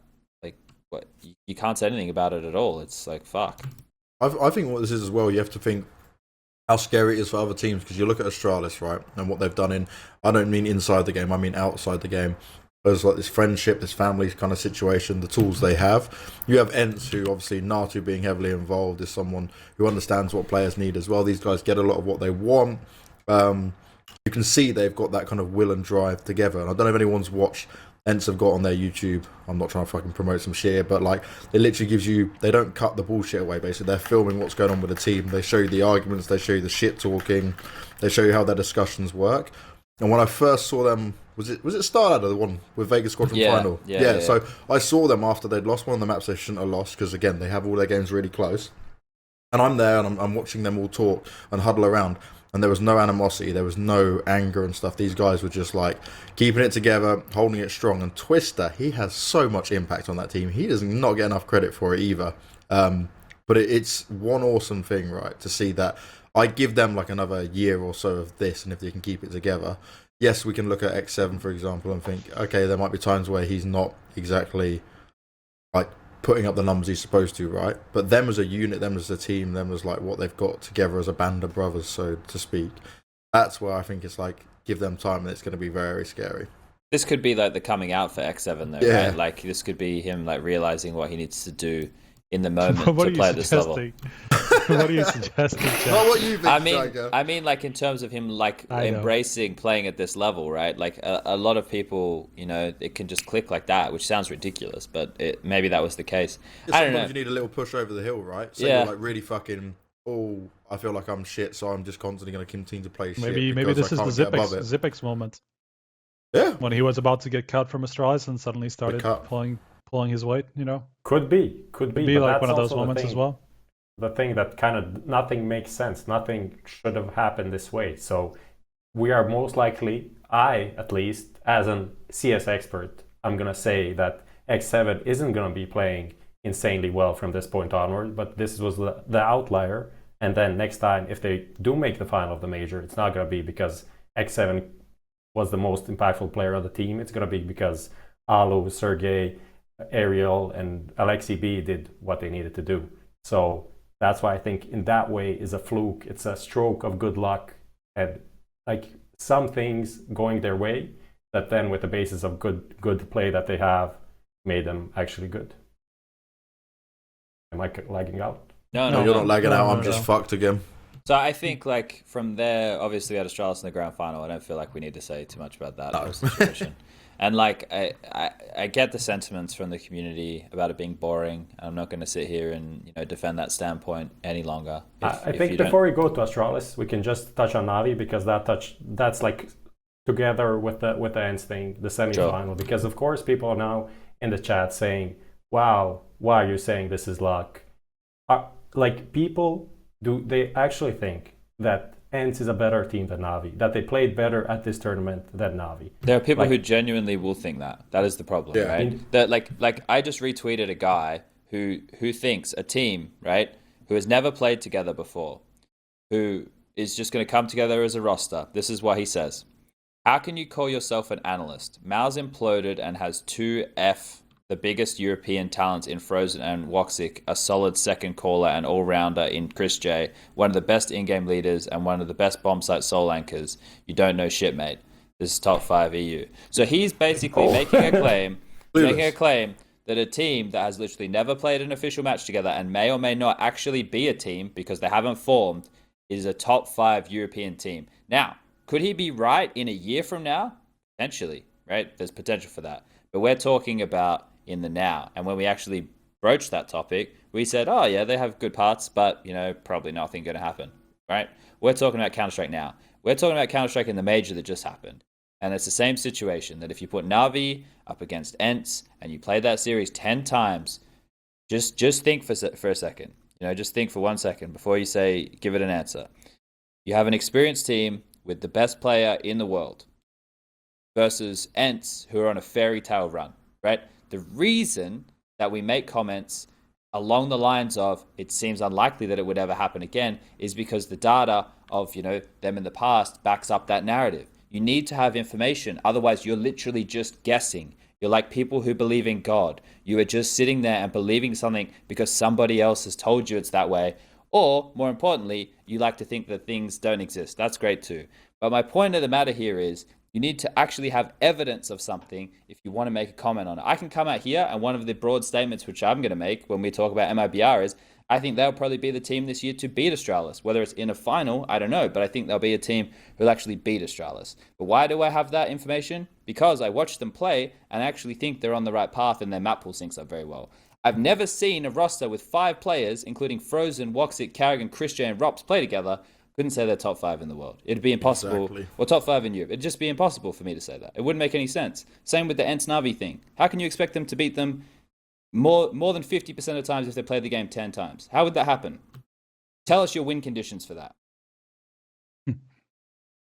Makes no sense. Especially because this Navi, as you mentioned before we got into the whole thing, looked like the best Navi you saw in such a long time. Like, because Zeus, okay, statistically Zeus didn't look like insane, didn't look much better than he looked in the last 6 months, whatever. Looked maybe a bit better, but we saw him win rounds, impactful rounds. Winning clutches, bro. Yeah. We didn't see that happening before. So it was just he had impact. Edward was playing pretty decent. Electronic was playing actually on a lower level, but that's kind of, I think, understandable considering his wife was giving birth and all of that stuff going on in the background, and it should have happened 2 weeks ago, but it wasn't. So I presume it was pretty stressful, and all of that comes into play. Simple is playing simple level, of course. MVP candidate, even though he went out in the semifinal, classic stuff. But all of that together, they really looked like the best I saw Navi in the last, from Cologne or something. And you take that, and then you take ENCE, which they had individually, everyone had so bad maps. They had so many close games that they barely won. Why would that why would Navi lose that game? I could give a perfect example here of teams who have won tournaments that they haven't been favored in, or that they haven't even been, a chance in, and then they've won the tournament, and they haven't even believed in themselves to stick together as a team. And that's as recent as Cloud9 beating FaZe. Why do you think they changed roster? Do you think they changed roster because it was we just won the major and we're going to stick together and we're going to grind and we're going to be the world #1 team consistently now? No, they did that because they realized that the potential that they reached right there was probably unobtainable again, right? They've just given themselves a meteoric rise. They've just really put themselves in the spotlight. But after that, they wanted to change coach after that. Because Valens has been wanting to step down from this position for a very long time. They're looking to change coach. All right, well, you just destabilize a winning thing right there. Okay, now offers are flying around about all these different roster moves being possible. And people, if they're thinking to go somewhere else, that tells you that the members of the team had so little faith in their own project that just won a major that it's highly unlikely that they ever saw themselves getting back to that same level. Why would they do it otherwise? You know, okay, maybe a little bit of a bigger paycheck over here. That's one reason. But the players, they all get paid very well. You're not going to migrate just for a couple of $1,000s. You've just achieved greatness with something. It's the same as ENCE right now. We don't know what's going on internally. We don't know. Maybe someone's like, oh, you know, I want to leave, or I want to do this, or who knows? We don't know what the players are doing right now. But at least from the outside looking in this whole situation, it's just like, Na'Vi, if you were to play that, you played Na'Vi versus Astralis in that grand final, I think Na'Vi takes a map. I think Na'Vi like pushed them. Because like Na'Vi to me looked like they were super prepared. I don't know what they would have had in store for Astralis, but you know, that's a story for I guess another event, and I don't know when we'll see them play again. Maybe Cologne. What are we talking about? Who knows? Na'Vi? Na'Vi Astralis, yeah. Na'Vi Astralis Na'Vi potentially. That's Astralis. probably a long time, yeah. I isn't mean, it could be there, something like Pro one of League or the- something. I don't know what One the of the schedule is Blast, there. like Blast Miami, I think we have. Oh yeah, Oh yeah, that's true. Yeah. Yeah, they are both there. So that's good. Like talking about flukes, roster changes, and stuff like that. After having a good run, like Na'Vi had a decent run. Okay, they had the disappointing ends game, but I still think that they should make a roster change if they can make a roster change that makes sense. Doesn't matter that they kind of maybe outdid their expectations in a way. People looking into the tournament before the tournament thought they were going to be shit, that they had such bad blood, blah blah. But I think this is the peak Na'Vi that we could like the peak Edward we can get, like peak communication, team play. I mean, electronic a bit lower. Flamey was playing insane. I forgot about him earlier. He was out of his mind out of nowhere. But I don't think you get these 5 players playing this well again. So if you can make a roster change, you also do it. So that's it. I'd like to see him make a roster change. At least one. Even if Zeus is playing a little bit better, right? Because it's a major or whatever. It's just that, like, if they actually want to become the best team in the world at one point, we've seen them try for a year and a half now, right? And they were never at that point. They were the second best for a long time. They never really challenged Astralis consistently, right? They basically beat them in one final, and that was pretty much it. Otherwise, they lost every single other time, as far as I remember. So, I mean, that's another reason. So they are obviously not making a step up without making some sort of a change. So, it hasn't been working out in playstyle terms or like roles or anything that they wanted to try. So I feel like roster changes are the obvious next step. I feel like I get what you guys are saying, like, and it'd be hard for me to contest that point considering what we've seen out of them for a long period of time. But I would personally, I would like to see them go toe to toe again in a tournament with the preparation at the same level they're at right now. And I think that for them, if they're not, like, the fact that Simple was streaming the next day says a lot about his mindset and probably that of the team as well. So I think that they probably won't make a roster change until after the next major, considering it's only 24 weeks away now. You know, he was streaming, by the way, every day in the hotel after the games as well. Like, it was so nuts. It's pretty crazy, man. Like, in between playoff games, he's literally like, the moment they're back, yep, just gonna fucking grind out FPL. We were laughing about that too at the hotel. And we were just like, saw a Simple tweet out just the stream link, and I click on it, and he's fucking online. And after he did it after the final, I was just like, what? But what I don't understand about that, right, is surely as a team, like most teams do, you go back, you do demo review. Obviously, we can't say they didn't do that, but I mean, he was the only one in that room just fucking grinding out, and I'm like, all for going and seeing him stream, right? It's nice to watch Simple play, but fuck me, mate. Come on, this is a bit of a random time. I'm just saying, I'm not going and watching the VOD of that ENCE Na'Vi game like the next day. I'm probably not watching it for a week after if I'm the team. Like, no, I'm not that one, but I mean, you know the games like agree. say they know they got ENCE in the next game, right? They do the prep before it, but every time afterwards, he's just sat there like, yep, streaming. Because I mean, this is in between every game. So after every day that was finished, he's like, "Yep, stream on." They finish the game. They do the match review. They do like preparation for next game. Then everyone goes watch like anime or whatever the fuck they do. Zeus does like an Insta story, and Simple is just grinding, and that's the thing. Like everyone does chill stuff, and for just Simple chill stuff is Why so streaming, good? More streaming CS. and having people just like easy for ends, which is becoming one of the worst fan bases in the world. Very rapidly trying to like compete with all of the worst we have in the history of CS. Who are you putting up there as some of the worst fan bases? I mean, I'm not gonna. That should be up top. That should be Come up on, top 3. come at one on, point. bro. I'm not gonna make myself a target. Lucas, we're making a change to top 3. No, that's not good for any of Let's us. let's not do that. Yeah. Could it just be for Prof? Yeah, we won't do it on air though. All right, Yeah. next teams we want to look at then, aside from that, MIBR. Obviously, Chad, We're not going to talk about Astralis at any point. Yeah, we can. Fuck We can talking come on about to- Astralis. I'm fed up of talking about Okay. fucking Astralis. No, we can talk about I'm the gonna- topic of Astralis winning being boring. That's the only thing I think. Okay, But we can do MIBR first. Look. Yeah, I wanted to MIBR, say- then Astralis. Okay, Come on, fair wait enough. your fucking turn. MIBR for me, I actually think they didn't show a lot of maps, which is a positive and a negative. But I think on at least some of the maps, I felt like there has been a lot of improvement, at least in the direction for the team. Just like a couple of rounds that they were having on Dust 2. Again, I know it was against Renegades who they destroyed, but their approach was quite nice. They were innovating a few different bits and pieces. Their Inferno still looks like it used to look.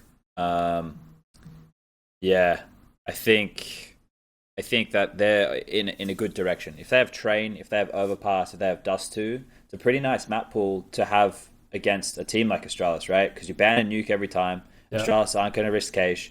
You can win either one of Train, Overpass, or Dust 2, which are like maps which it should be obtainable. What are we saying are the unspoken maps for Astralis are the nuke and Infernos of the world? Okay, so you ban nuke, you lose Inferno. You win yourself a Train or Overpass, and maybe you get yourself a Mirage down somewhere as the third map, and you're feeling pretty comfortable about that. So By the way, how ridiculous is it that we just expect MIBR to just ban nuke and still lose like another map instantly, like without even thinking about it, because they just like made another map basically unbeatable for them. This is fucking crazy. I think Alright. Inferno is the one where like another good Inferno team can beat them. Yeah, But yeah, I agree with that. MIBR, in my opinion, are not a good Inferno team. They've been trying at Inferno for such a long time, and they've never really made it their like home map or anything. And they clearly wanted to do it. They clearly wanted to make that their home map, probably just because everybody plays it a lot. Like nobody's going to ban it against them, basically.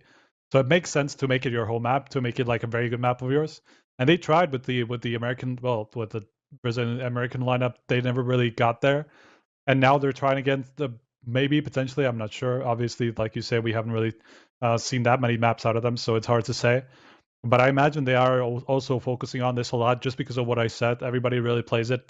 It's probably going to be played in most series they play, so it makes a lot of sense to focus on that map. So I just hope that they actually fucking finally find a way to kind of be consistent on it, because they never did.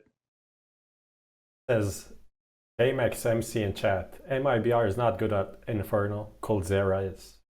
Well, yeah, pretty that's good true. Comment. That's It was like that's the actually group kinda true. stage that they played was insane by him. Just pure carrying, pure. But it's like it used to be, good right? Coldzera, yeah. Old shit. 1.35 rating. Here's the problem that happens if you called Zero now. If this team goes back to being successful, and Taco is now back in the roster, you are now seen as somebody who can only perform at your top level with Taco on the team, right? Like, I don't know if that's a good or a bad thing. Well, mean- I wouldn't. The thing is that kind of brings his level with the previous lineup down, because he actually still played very well with the previous lineup. It's just that the team as a whole didn't. Like, he was still at a very high level. He was still up an obvious top like 10 player in the world, as far as I remember. It was like 10th, if I'm not mistaken, in our top 20 ranking. I don't remember at this point, but I think it was around 10. So it's like he was still at a very, very high level throughout the year. It's just that MIBR didn't really contest for titles as much. Trying to see what else we had, because they played Overpass, they lost it, but they potentially could have won that game, right, against Astralis. That was a close map. Yeah. Their Dust 2, I think Dust 2 is a really good map for all their players and their roles, especially with like the likes of Phelps, Fur, and Fallen all being like relatively aggressive. But some of the cool takeaways there, one of the rounds we highlighted on the desk was like Fur actually being a support player for the entire round on the CT side. He set up Taco, he runs back to mid, he sets up Cold on Cat, he goes back and helps Taco towards B. Like he was playing like a role where he was actually swinging between everybody. Train for them as well should be another good map. But the thing is, they haven't changed. The players on the team haven't changed the way that they address holding positions. Maybe there's like slight changes, but for example, Taco's still holding inside.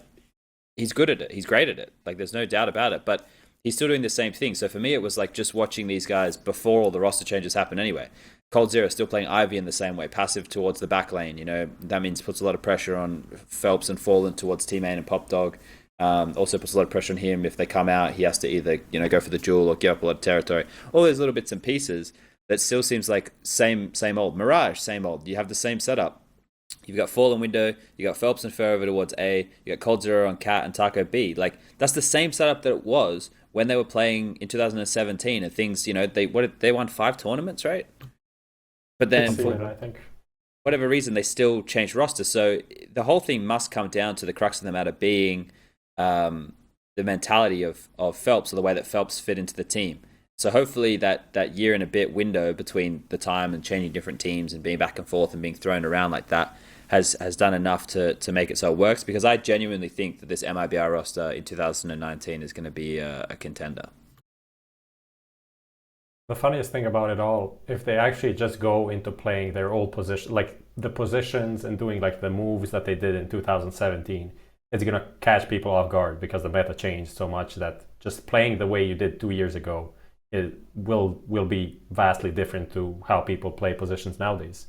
Just like a small thought that I have, and it's kind of fun to see how things change so fast in the CS world.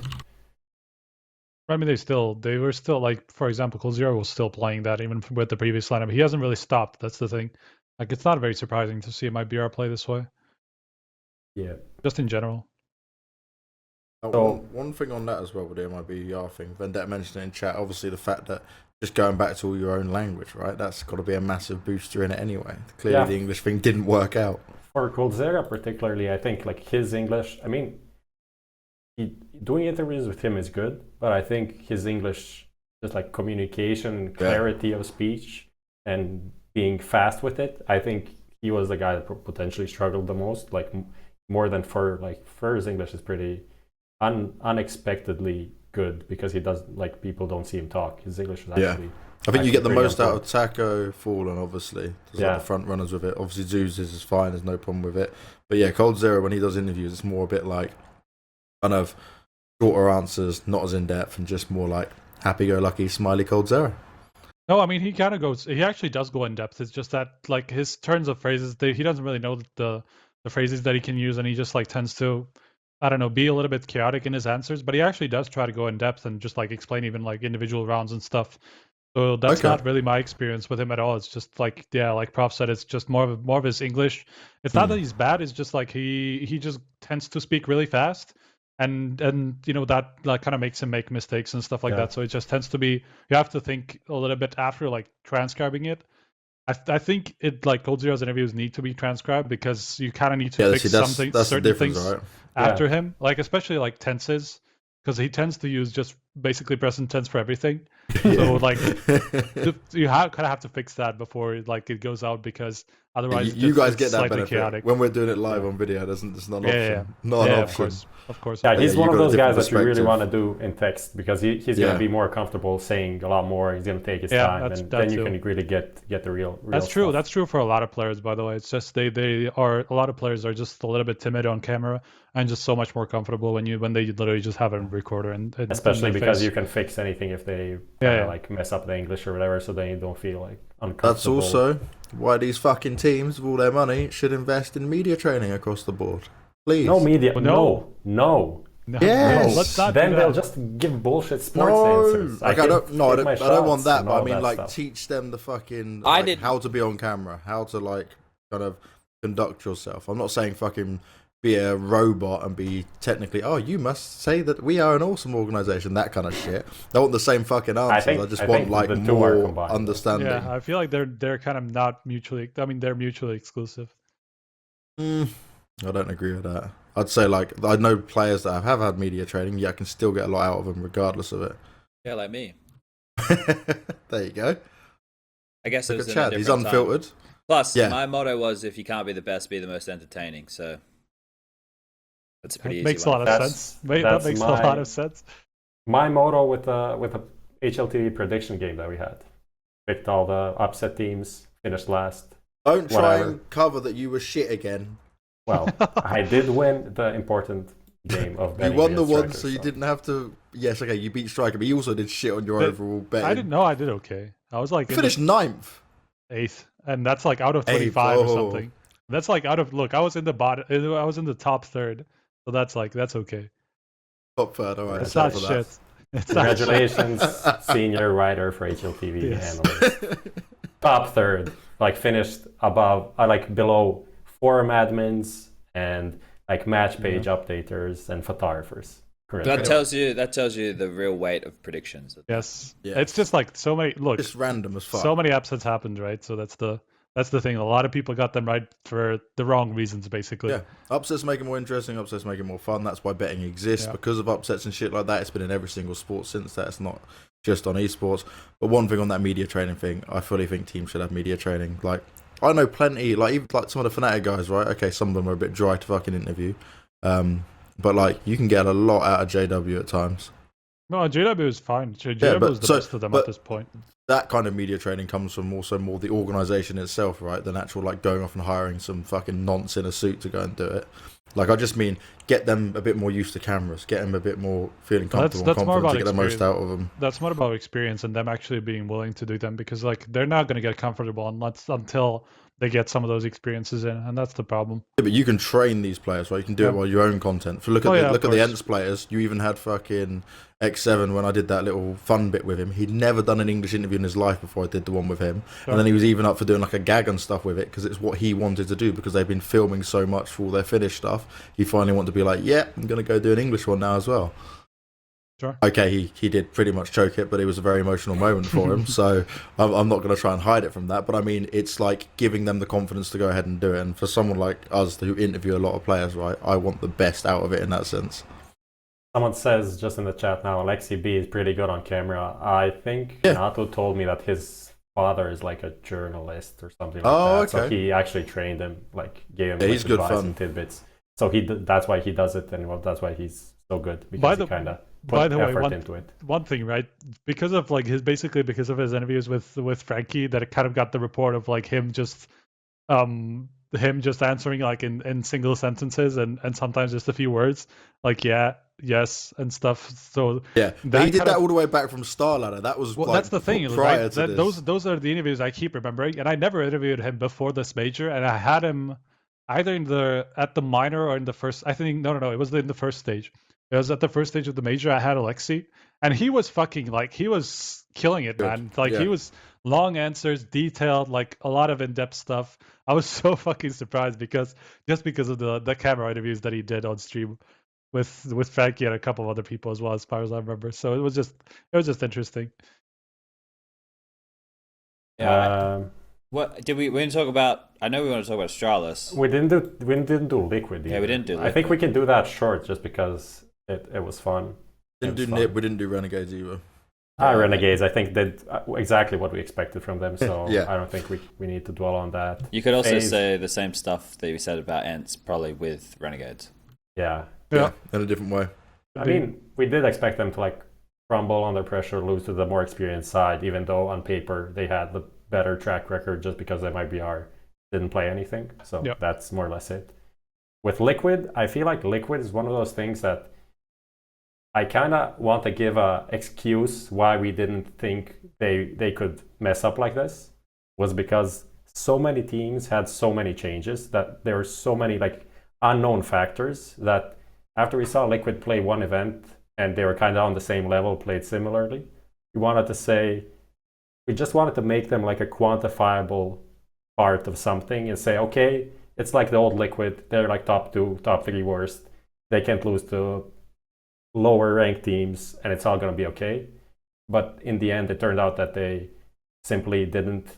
Their team isn't at the level yet where they want it to be, and they simply got beat fair and square by it. But they also didn't play up to their own level. I think that seemed pretty clear to me anyway. There was so much indecision from them. It felt, and this isn't just in the ENCE game, this was even in those overpass matches in the Legends stage. Like, they had like individuals step up with the really big clutch or multi-kill moments, which kind of like turned a pivot round around, and then they went on to win from there. I think that versus ENCE, they were completely schooled. ENCE made them look silly, right? I think that the comeback is just goes with the Liquid tag, and unfortunately for the coach Adren now, he is going to be, getting a lot. I think they need one more big event, and if they don't live up to their their potential of that one big event, then this whole Taco Zeus thing coming out took out a lot more than what anybody could have anticipated. But Adren, unfortunately, has so much pressure on his shoulders now, because if people don't know, when he was in Liquid in the past, there were Nova choking. He's also come into the number 2 team in the world as one of the key pieces of change here to bring them the victory over Astralis, and then they weren't even able to get past the quarterfinals. I still think that this roster is the most skilled North American roster ever assembled. I just don't know if they have a good culture within the team anymore. I think that somebody has to take ownership of that, and I think Nitro has way too much on his plate to be the man to do that, and I don't see the other figures as those type of guys, unfortunately. No. I think what happened in the aftermath of that loss was pretty interesting, because of that's when we had the situation where Liquid came to do the interviews. Because actually, just a bit of backstory for people who don't know how it works. I want to know this. At ESL, like ESL events in general, during the playoffs, ESL PR people, they have designated interview hours, and they bring in teams that were eliminated, like 90% of them that are eliminated. So like, you lose the quarterfinals tomorrow, you go and do interviews with the press, and everyone did it, and everyone does it, and you have to be there, otherwise you get a fine. I don't know what the fine is exactly, but it is like $2,000-$3,000, whatever. It's not big for CS people, but whatever.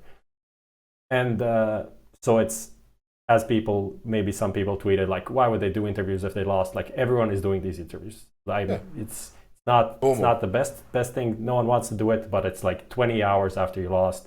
You have a whole day to think about it, sleep on it, and everything. So it's not that difficult. And Liquid came in. They said they don't want to do interviews. And everyone was like, what is going on?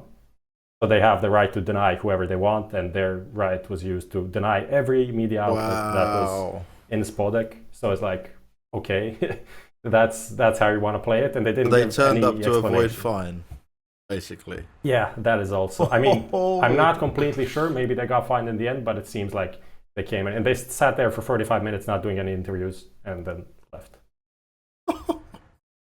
So it's also important to note that, well, you're going to explain. Yeah, it's important to note that certain players wanted to do interviews, and they were ready to do interviews, maybe even did like 2-3 minutes of interviews before they got interrupted and said that they can't do interviews, and then went back. Who was that? I mean, I don't want to give out any details, so just stop being a pussy. That's the kind of shit that pisses me off, right? When I remember that cunt from Mouse Sports came over to me when I was working at some shit company, and he turned around and was like, "Oh yeah," like literally mid-interview with Rops, and he's like, "Yep, you can't do an interview," and I just fucking flipped out at him. I was like, "Your player's clearly fine to do it." I was like, "This is how interviews work." I said, "I'm not promoting anything here. I'm literally just doing an interview as per normal." It's just because he had a fucking arsehole on. But that cunt's no longer at Mouse Sports anyway, so fuck you. The important thing is that it wasn't coming from the players, quite obviously, from just the way that we saw the situation. It was pretty obvious that it was coming from the org or from what was said as the group. I'm not sure that that's the case, considering that doesn't make any sense though. It was obvious that some of the players were willing to do some interviews. The tweet that came out after it, because there was like the NIP social media manager tweeted something about it, and then Striker tweeted something, and then I tweeted, and we stirred some shit about it, and then Liquid's manager came out and he tweeted that they didn't want to do any interviews because they didn't have time to talk about the loss to ENCE. And What? that is, I don't believe that at all. They had that, like, how is it possible that you don't talk? It's impossible. You lose the game, okay, you have like half an hour, you go back to the hotel, you talk something, and then you have some idea of what happened. But it's basically obvious that basically you would have to be tilted off the face of the earth not to talk to each other at all. yeah, I mean, Like it would have to be a That's really nuts. shit situation for you not to talk to anybody, basically. So my reading of the situation is that they did talk, but they didn't get to a consensus about what happened or why it happened and what the issues are. And probably couldn't people make an agreement. disagree on it, and they don't want like one player to say this is a problem, another player to say this is a problem, and potentially like say something about teammates that maybe had a bad game or lost some key rounds that I don't know, like Stewie did on Banana after having a good start of the game. Then he like just overextended a few times and allowed the comeback of events to come in. So that is my reading of the situation. Of course, it can be whatever. Yeah, Look, and my I'm take gonna on have that- one rant here as well on this fucking situation. Go on, Striker, you finish because mine's gonna go off on a tangent. Well, my take on that is that, look, most people that were kind of against the decision that they were gonna do no interviews was that like we spent this amount of money to travel here and blah blah blah blah. I can understand That's it the from risk your you point of take. view. Yeah, That's the risk you take, though, right? I've done that plenty of times. That's the one thing. I saw that a lot of times, and look, I can understand it from the point of view of some small website that just spent I don't know how much money to travel to kind of reach that to do a coverage of the event. But also, you have to take this from the perspective of the players that they will not do interviews with everybody. Like especially in Katowice, where there were something like, look, FaZe came in, right, and FaZe I think FaZe or Renegades were the team that was the most requested by far from the team because they literally just like had to take a list of all the outlets that were interested in doing interviews with FaZe and Renegades when they came in, and it was a list of something like 30 names, 30 or 40 even. Like it was well into like 30, 40, 50 numbers, something like that. So for you to expect for those players to do all of those outlets within like an hour of media that they are required to do, that's just unreasonable, right? Like they're not going to stay there for hours on end to do interviews with everybody. So Especially when I take like 10, 15 minutes per person for my interviews. exactly. Like especially as a small website, you can't expect to just be given interviews by the best teams in the world. Like that's just the real Harsh truth of it. Yeah, that's the truth. There are like I've spent thousands out of my own pocket, by the way, like with no sponsors, so I'm selling the content afterwards or stuff before my own YouTube. And literally, I've walked away with like 2 interviews or something because of situations like that. Yeah. I don't have a problem if a player says he doesn't want to interview.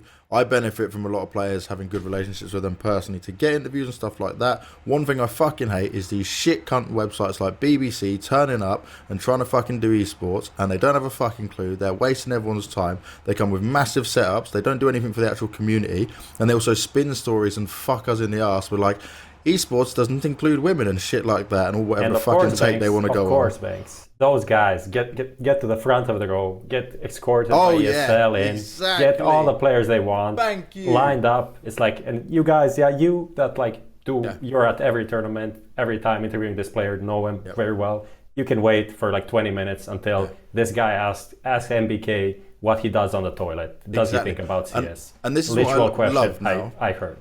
Prof, you are thankfully now coming into my good books, because this is where we can agree. Like, my issue with this is these big fucking media companies, if you're going to do it, you need to cover esports properly. The benefit that esports has over other media is that our players aren't closed off like fucking top level professional footballers and NBA stars and shit like that, right?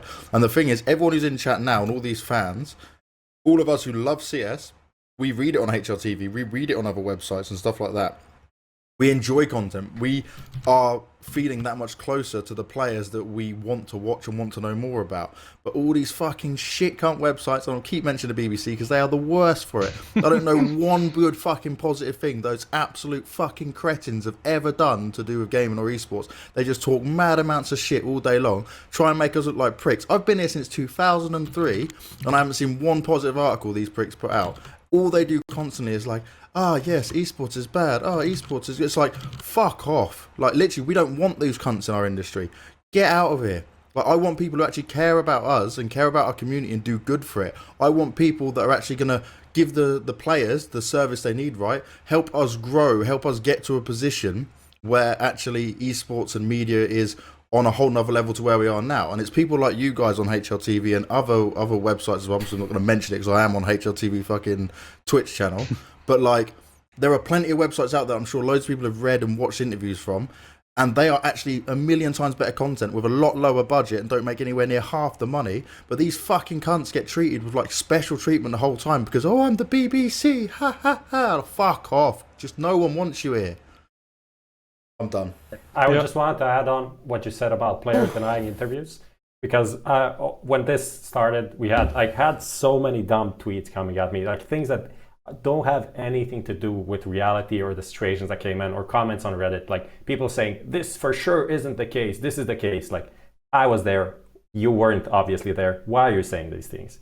So stupid. Welcome to every day of my life. I have been denied interviews more times than like even some of the journalists that replied and said like, oh, players have rights to deny whoever they want. Like, I've been denied more interviews than these guys have been events to. So yeah, we've been denied hundreds of interviews probably at this point combined. Literally been denied so many times. Didn't tweet about it once because I understand if someone doesn't want to do it. Maybe sometimes I get pissed. Like, I'll say to Striker, this guy's a cunt. Why didn't he give me an interview? Most of the times I understand. I never tweeted about it because it doesn't make sense. You don't want to force someone to do an interview if he doesn't want to do it, and it doesn't make sense. And this is not the case. So whoever tweeted that made me very upset. And this is the thing, right? I know I've taken this off on a fucking huge tangent away from the champion stage, so I'll wheel this back in real soon. But it's like, long term, this kind of shit does damage to our industry. Like, we should be investing, and I know all the fans, they mainly watch the stuff on Reddit, right? And there's none of that BBC shit that goes to the top, but it's like, you've got to look at it from a level above that. You've got to look at it as like investors and fucking big business people. What I can't wait is until all these fucking old cunts in their suits who are going to die soon anyway, so they fuck them, they can bugger off, and then we get young people in who know what esports is, care what esports is, has been around gaming. Because like, I'm nearly 30 years old, right? And I have a son and everything. My son will grow up around gaming. My brother just had his 18th birthday yesterday. He's been around and understands gaming. But there's old people around everywhere, and they fucking sit there and they're like, they hold all the keys and they fucking just drive this shit completely the wrong way. They're like, let's peddle this story on esports that it's all just for nerds and geeks.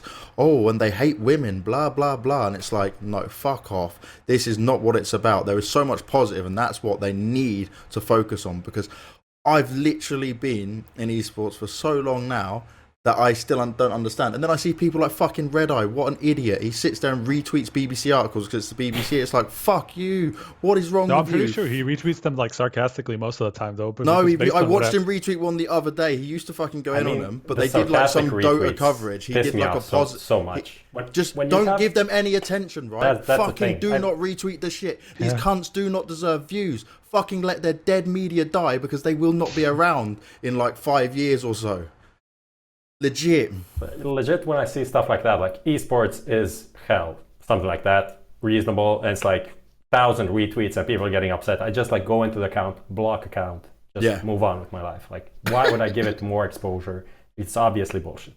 Yeah, sure. I think Sponge wanted to say something 20 minutes ago. Yeah, sorry. No, you guys talking about interviews. That's all good. What do you guys think about the couch segment with Astralis after? I guess you guys were doing. Yes. Well, we were a little bit pissed because it like took away. Basically, we were just sitting in the press area for an hour longer than we needed to. But I mean, I understood that there was like some time to fill, and because of the final being really quick, that they just like there was a lot of time on the broadcast that otherwise would have been just empty. So I can understand that. And the problem is like we were in the press area, so I didn't even listen to it much. I just saw like snippets, some clips, so it's hard to comment on it. There was a good question where when Stan asked like something like, why is it so easy for Astralis? You're winning everything. Oh, yeah. And then Glaive said something along the lines of like, yeah, we feel like we're winning rounds and maps that we shouldn't, even when we were like playing bad. I'm so tilted why people are so bad. Something like that. Yeah. That was his comment. It's tilting that the people don't play as good or whatever. Yeah, it's tilting that people are playing. So, The question is, would that segment have happened had we not had a quick final? Would that, Yes. was it wasn't that? Oh, good, perfect. All right, good. Would it be that long though? Because yeah, it was 'cause like that- something like that- half an hour, like 40 minutes. That was or why something. it was so good. I assume it would have been done quicker, but it was hard to get the Astralis guys away from signing all the autographs with the fans. Oh, Okay. I mean, yeah, from our point of view, we're kind of pissed. I mean, not pissed because just like, fuck it, they're doing our job. They're going to get the good questions out, and we need to wait for half an hour longer. From a content perspective, like on the broadcast, I think it's really It was good. so much better. Yeah, I think like basically broadcast- production level. People got triggered at me because I tweeted out like best major ever as like the fucking best Twitch chat meme ever. And what I meant was best, like in terms of not just games and stuff. I mean production, what we had, what we got to see. Because I think the main thing people got to realize is when we're watching like the Star Ladders and the fucking DreamHack and all this other stuff, it's more of a hardcore audience. On the major, you have people who will literally only just watch the major. And you guys were able to break stuff down on a lot deeper level rather than being fast with it. You're able to give information for everyone, whether it's just a hardcore audience or not. You help people learn a bit more. I think everything overall was real positive in terms of what we saw, that side of things. I love the pre-shows, as I mentioned to you before, Chad. And I really enjoyed the fucking end bit with Stunner. That was super good. I think the only thing that's probably missing from like a broadcast or content perspective is like what's that NBA show with like Shaq and that kind of, like not in that tone, but a show that's like, so when we have the off days, like for example, we had like the Monday, Tuesday, and then Wednesday was rehearsal. So Monday or Tuesday in between like Legends and Challenge and Champions could have been like a 2-hour broadcast where you could have had different players come in to talk about their game so far. You could have really broken like the most important match down in depth, like looked at a couple of key rounds and really gone through different bits and pieces and dive a little bit deeper in those off days, especially if the major's going to be running that same format every time now. I think that's probably the next thing that a TO needs to kind of add to everything. But yeah, all in all, the event itself, I think I don't know, I didn't really read too much. I kind of tried to stay off social media a lot. The community's really starting to do my head in.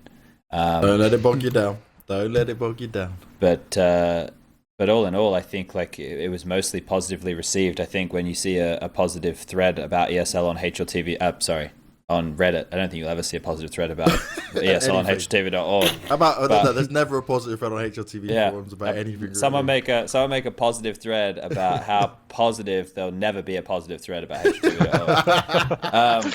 But yeah, I think that's a good sign, and a lot of the players were tweeting out their happy kind of sentiments, and I guess Astralis have the first step in another Intel Grand Slam. So all in all, probably $2 million in a year just from Intel. That must be nice. Yeah. I'm pretty glad they finished player the profiles. Someone mentioned in chat. Yeah, do we know why there weren't any player that we didn't profiles? have Yeah, like I understand we're starting to kind of recycle more players, but we had a lot of new players to this that could have been potentially done. This I don't know from an ESL perspective, but I can just tell you from a tournament organizer perspective. So I don't know exactly how long ago it was. It feels like it was actually some time ago, but Valve actually stopped paying TO, stopped doing it. Valve were the ones who originally did the player profiles. Yeah. Which is why they started going on other people's YouTube channels rather than just Valve's. That makes sense. I think PGL Krakow was like PGL Last produced. one.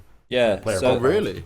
Yeah, but so was Face It. Face It was Face It produced. Face It and I don't remember. Well, you could tell because some were really good with that, and then others were just fucking diabolical. I would hazard a guess and say if the ones at the E-League majors would have just been done by Turner because they're a television because network, they know how right? to do it. So I think if you look at it and you question why wasn't there any player profiles done, well then that's probably a cost thing, right? Yeah. Is it something that a tournament organizer values as part of their broadcast? Or is there enough budget for it? It's also a big logistical thing, like getting players to talk about them and that, like getting them in their like home and their city, families, when they're friends. like boot camping all of the time. They're busy with stuff, and like the schedule is so tight. And the date when you have the teams locked in to when the major actually plays is like not. It's like a couple of months only. So I know from some people that did a couple of last of these, that non-Valve ones, that there were people that agreed, like players that agreed to do player profiles, and that like the last day they canceled. And how many of them do you want to hear wanted to be professional football players and then had an injury and then played Counter-Strike after that? Like, I think that there's a couple of bits and pieces there. I don't think that something needs to be produced to that high value to sit down and get to know a player.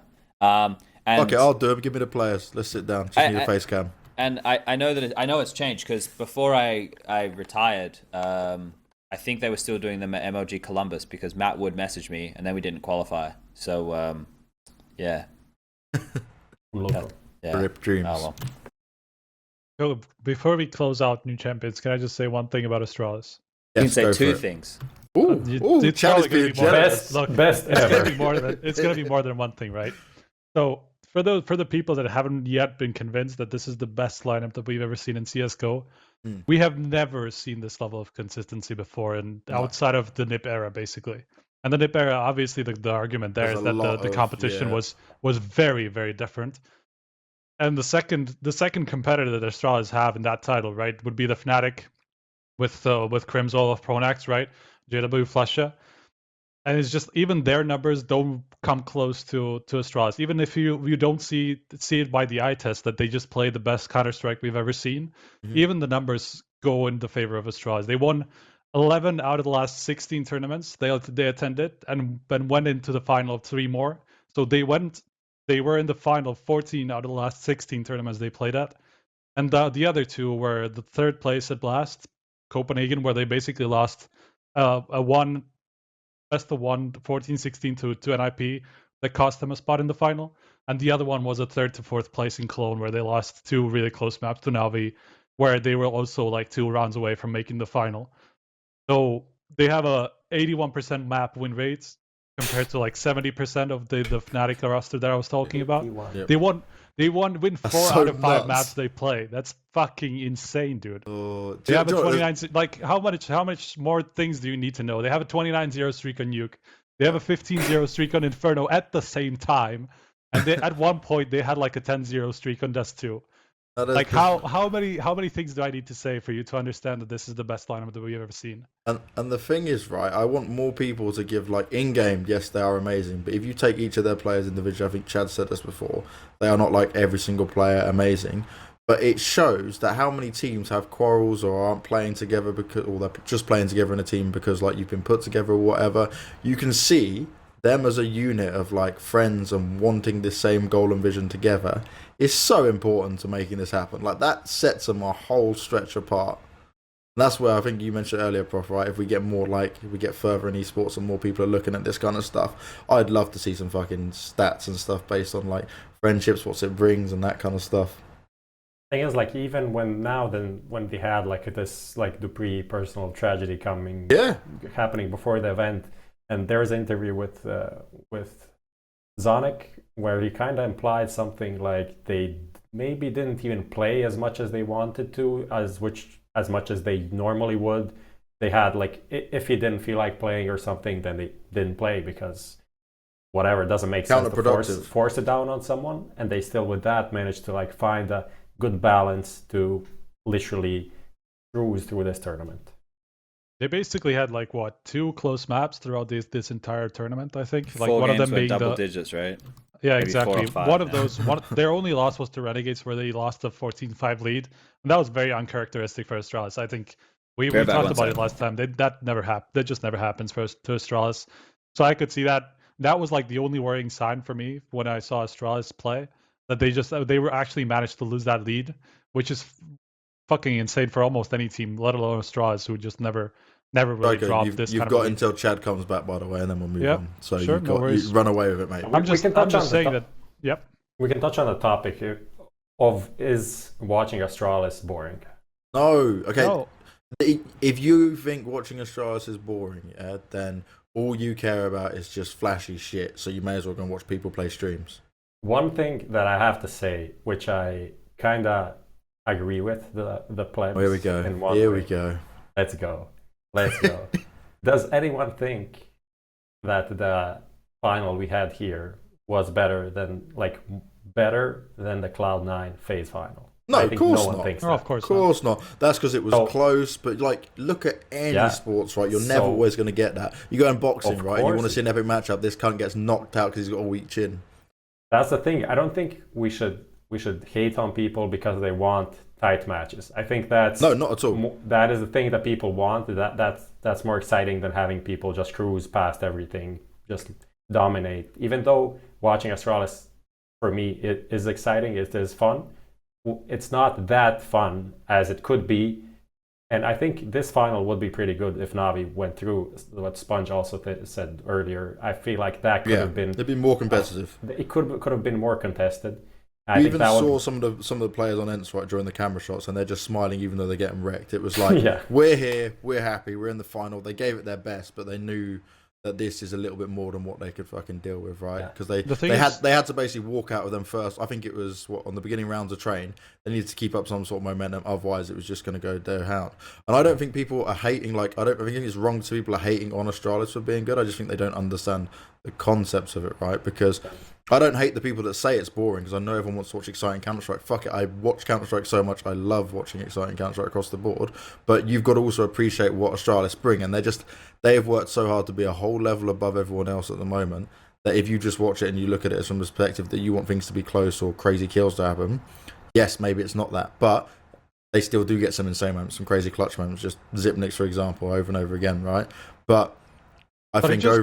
It just gets so much more exciting if they actually get challenged for once. Like those MIBR series. But that's up to other teams. That's not up to Astralis. Other teams need to work their fucking asses off. That's the distinction, right? It's not boring. The playstyle isn't boring. Boring is the fact that they've been winning so much, and that you basically come into an event expecting Astralis to win, and most of the time it happens. That's the boring part of it, right? Not the playstyle. I think it makes it so much more exciting when I see Astralis like on the verge of losing, or just like being so close that they could potentially lose, because of their history, right? That's the exciting part about today's Counter-Strike. That just like those MIBR series are some of the best series that I watched from late last year. I don't mean the one that they played now, even though that had that overpass game. Yeah, exactly. Yeah.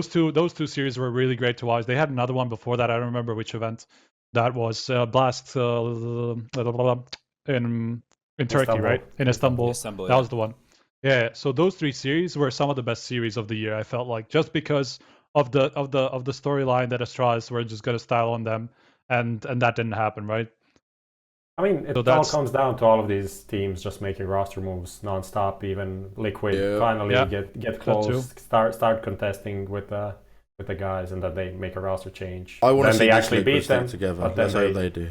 And they suck the next tournament. For me, it's kind of like fighting now, right? Because sure, we have these tournaments all the time, but it's like the world number one, undisputed, no doubt about it, can't be argued. It's the first time we've had this ever since the NIP streak, right? There's been other points where sure, Fnatic were the best team in the world, but you could argue that other teams could push them at certain points. That was TSM. That was that TSM like short era, right? Like the 4 months era in between those Fnatic eras, basically. But you can't put your finger on a single team who can push Astralis, and the team that I'm forecasting is that MIBR roster. But like, you look at that as just a run, and now every time it's anybody steps into the ring with them, if it's in a quarterfinal, if it's in a group stage match, I don't give a fuck.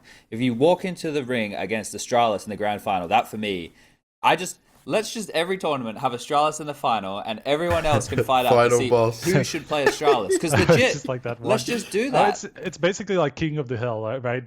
Basically, that's what every tournament is right now. Like, you fight it out amongst yourselves, and then just like play Astralis in the final. Let's go. I get. Look, I know you guys covered it while I was getting my KFC, but I get how people can sit there and go, "Oh yeah, it's boring." I can get it, because maybe you have never tried hard at anything in your life, and you don't know what it means to hold on to that number one spot or something. But for Astralis and recognizing greatness, and to be able to do it time and time again, no matter what happens to them, that's just truly phenomenal. Like, that is such a testament to those 6 individuals and the organization behind them, and the fact that they have seemingly mastered the game in its current form. That's so impressive. And to watch going into it, if you consider Astralis is just going to win, then you're not a fan of Counter-Strike. You're a fan of seeing who lifts the trophy. And if you just care about that, then you're probably the same people who care about the prize money. Because prize money doesn't make a tournament better. If you got 500,000 in first, or if you got 700,000, I don't give a fuck. I'm sure the players probably care in the short term, but really, if you build a legacy in something, which is what is being built right now, you get to have that for the entirety of your life. You get to know that you are the undisputed best for such a long period of time. Look at someone like Michael Jordan as an example, right? If we go into normal sports and stuff like that, the guy created like a legendary legacy back when there wasn't anywhere near as much money in things and stuff like that, like in where the NBA was at. And you can just you are known for that, right? You are a legend in what you committed all that time to. And I think people forget that is how long these players have been playing Counter-Strike for, what they've grinded out for. And Astralis is the definition of that hard work, right? Putting all that time in, trying to grind it out, and people quickly forget that actually they went through quite a time where yes, they were winning a tournament every here and there, but it took them hard graft to get to this point. That's also the thing that, I mean, one thing is you literally have to look at it from the perspective of you're witnessing history in the making, you're witnessing greatness. It's like nothing like this happened. Like we had dominant runs, and then once they get knocked off, level. We ain't gonna see this for fucking a while. And then the thing is like Sponge said, right? Like even the previous years outside of the NIP one, obviously like that's hard to compete with, and like nobody's ever gonna repeat the 87-0. But even the Fnatic era, there were points in that like a year, I think it was a year-long period in like 2014, 2015, where they were contested by other teams like pretty consistently. This hasn't happened with Astralis for a year. It's in a month. It's gonna be a year from their win in Marseille, from their first win of this specific lineup, and we've never seen anybody like that do this aside from NIP at the start of CS:GO. So that's the reality of it. I wanted to add, like I also saw a tweet. I think it was like kind of like a Tilt fan tweet or something about like Astralis players have no, I don't know, like that they're boring, like they have no character or whatever the fuck. That was absolutely outrageous. Just because that's just people forget because they watched like the last year of CS that Astralis is dominating. But Device was the #1 ultimate choker, worst playoff player ever that everyone made fun of. Glaive literally retired because his girlfriend or whatever fight with Nico's girlfriend, and then he got fined and kicked from Copenhagen Wolves. And you have Dupree, obviously, also similarly to Device, was kind of struggling on playoffs. Now he had like all his personal shit going on. Zipnix was also supposed to be cut for AZ, becomes like the ultimate clutch god king of all time. And what am I missing? Am I missing someone? Magisk, who was benched by North. Who was benched by North, then had to play in like Optic, couldn't do anything, and still is 20 years old. So he's literally a kid who won 2 majors and is a major MVP. And he's, of course, also like a fired up, lively guy who says a lot of things. And how can these players be boring? They're not boring. You're just biased because like, it looks so easy.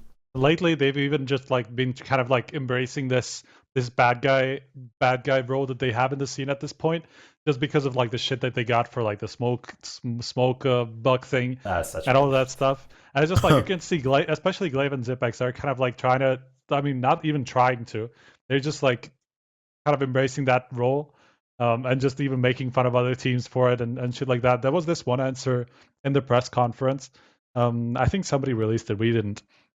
But there was this one answer that I really liked from Glaive, which was that there was a question about the smoke bug, right? Like basically like going back to that discussion, and some person asked Glaive like to comment on it again, and he basically said something like Valve fixing it is not going to make other teams better. Like the other teams have to find like a different way to beat us, basically.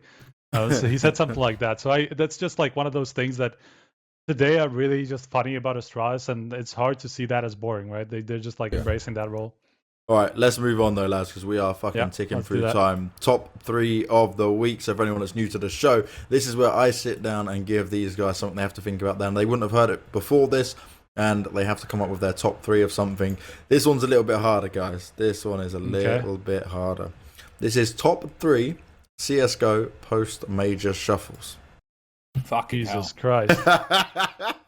It's just hard to remember what they were. You don't have to start the timer right? just yet, Lucas. We give them a little best bit of or time. worst? Best shuffles? The ones that made like the most sense. Yeah, at the end of it. So they fucked up, they made a change, and then it was like, woo, we're all good from here. Fucking Did you think about this? Did you think about this yourself? Because you have to think about how hard it is Oh to yeah, even remember yeah. some No, of these things. this is. Hey, you guys have had it easy from me, right? I had to deliver some fire. Jesus Christ. I had to do. Oh, how about this, right? You guys can think about it some more, and we're gonna quickly go over the WESG and trouble bit. So we'll skip ahead one part, Lucas. I don't think go we back. need to go that far. I Do think you have we can something do. ready, Prof? Because you Okay. can start. Yeah, because Prof. If you want I'm to start, you fucking- seem to be I'm ready. lost. I was being kind. I don't know. I mean, lost. it doesn't make sense to skip back. Sure. We're not skipping I back, think we're skipping number forward and then one, back. number one for me would Start the timer, Lucas. be FaZe getting Guardian and Olaf after bombing out of the Krakow group stage. That's obviously like literally made them contender for number one. Almost they did that like crazy run on 2 events in a row, not losing a map. So that's number one for sure. But after that, I'm kind of struggling to find something. When Regret that he chose to go first is sitting in It's right just so now. tough to There was- remember what happened after I majors, think- right? so after the second major, but it wasn't immediately after, but let's say it was closely after, when Fnatic cut Schneider and Devilwalk and brought in Crims and Olaf. What is that fuss That noise was in happening the with the background? microphone. Lucas is just Lucas! Jesus There you go. fuck. I thought we were getting sucked into a vortex or something. that was going through some warp.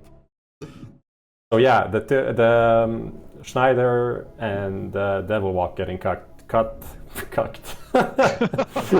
Crims and Olaf. That wasn't straight after that, but it was pretty close.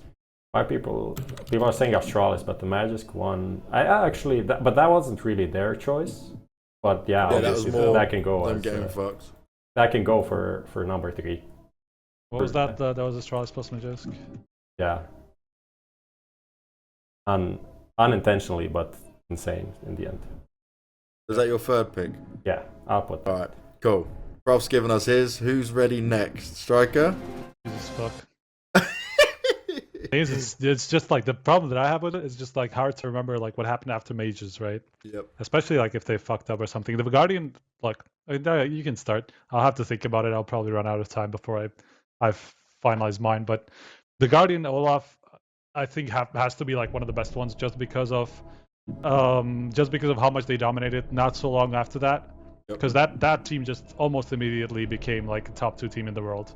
Like they were not in that position even with Nico. Like after Nico came in, they started being like a pretty solid contender, and then after Guardian and Olaf came in, they started to be like basically the best team in the world at that point, at least for a couple of months after. So I agree with that one. I'm just trying to think about like other ones that we Maybe the potentially French haven't scene. That's they what I'm. did a That's I'm what couple I'm. trying to of think shuffles. about that. Also, but where I'm leaning towards, but I'm just like I can't remember one that was a good one.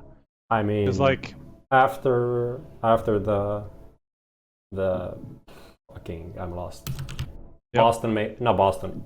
E-League Atlanta major qualifier major. That was NV was dog shit. So and yeah, in G2.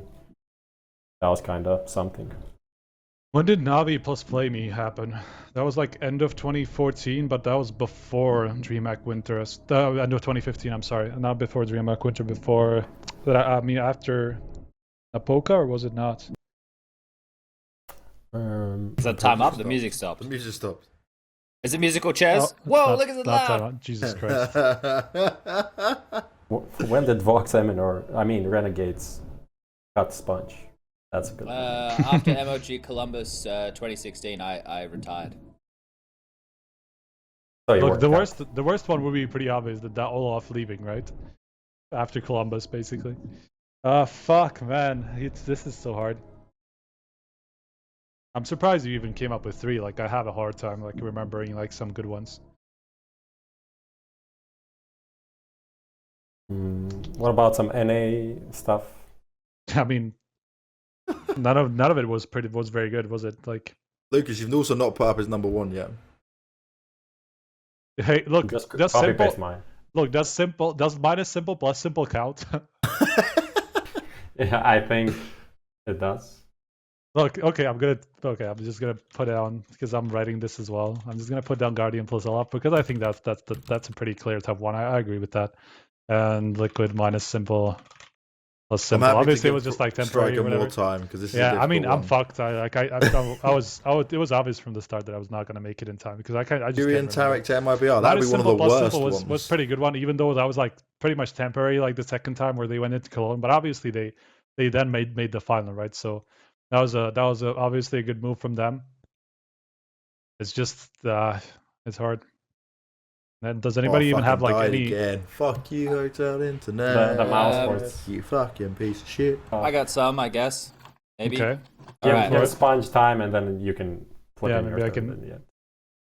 All right, I don't know if this one counts as being close enough. I don't know the exact date, but after was it the second major? After the second major, Fnatic won the first one. After the second major in Katowice, Fnatic changed roster. They brought in Crimson Olaf and got rid of Schneider, and Devilwalk went to the coaching position. And then that was the team that won 2 majors together. So I don't know the period of time after that. I'm not quite sure, but I know that it happened after the Katowice major. That happened after Copenhagen Games, but I put it also. It was like Katowice, then Copenhagen Games, and then at that Copenhagen Games they lost, I think, to LGB even.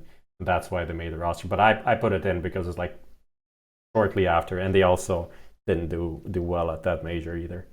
I think this is a really small one, but I guess it's an important one. Is Zeus back to Na'Vi even after he won a major with Gambit? There's another team that won a major and they changed roster. For fuck's sake, community, It doesn't happen think about it. Still.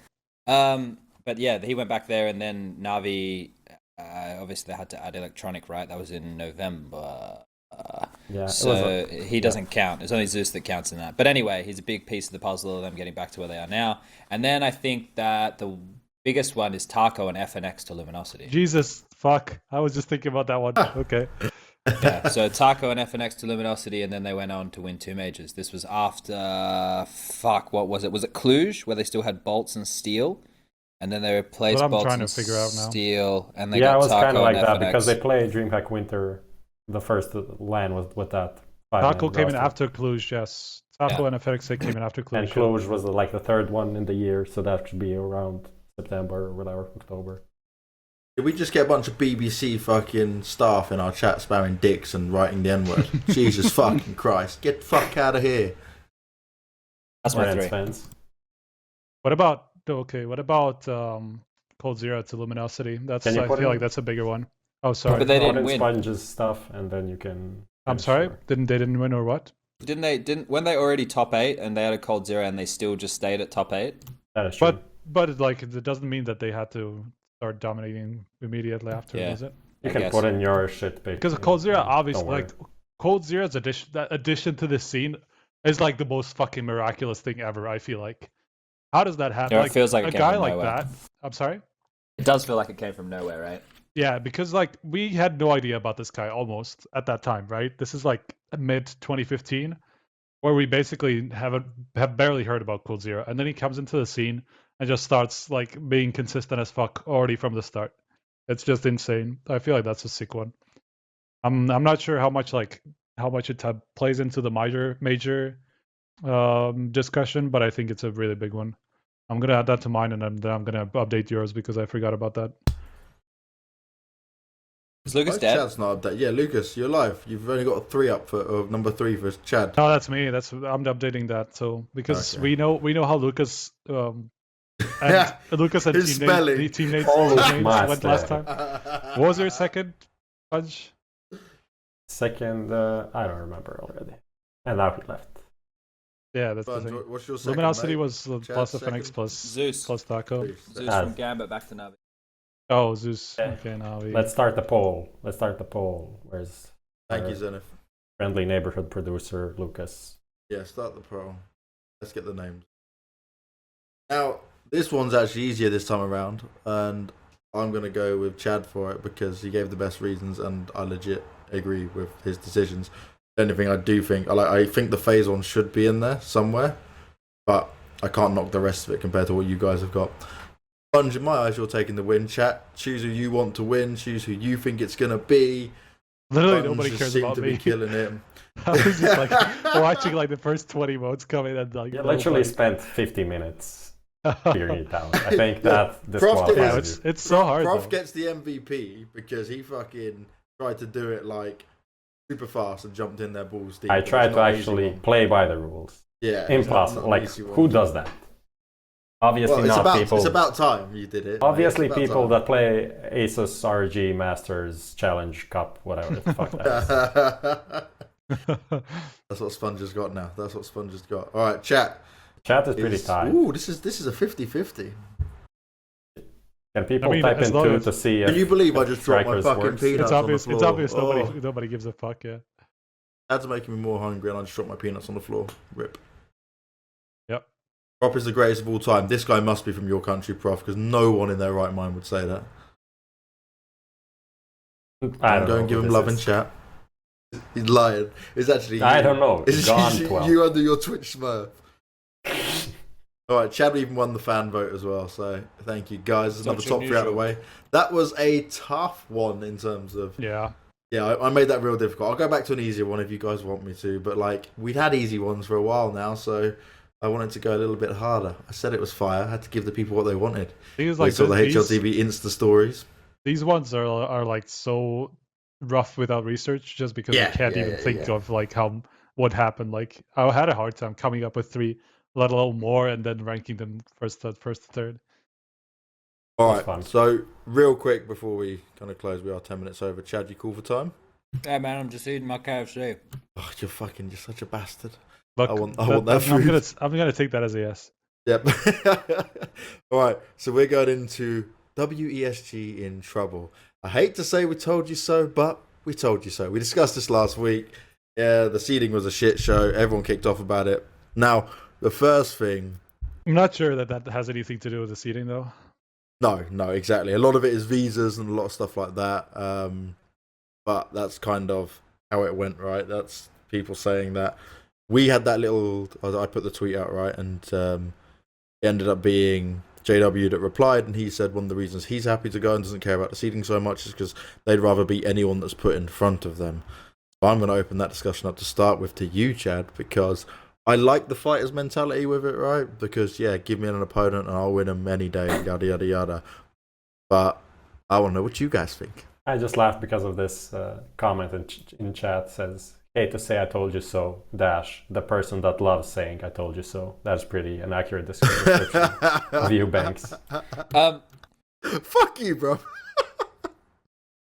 What did you want to say, Chad? I think with that, sorry, I'm having a coughing fit. I think that mentality being displayed is a fantastic thing to hear from a player. Yeah. And the truth of the matter is, if you want to win a tournament, you have to beat whoever gets put in front of you regardless. This goes back to the conversation we we're having before about players not knowing what's best, right? Just because the player says that doesn't mean he knows the best way to run a tournament.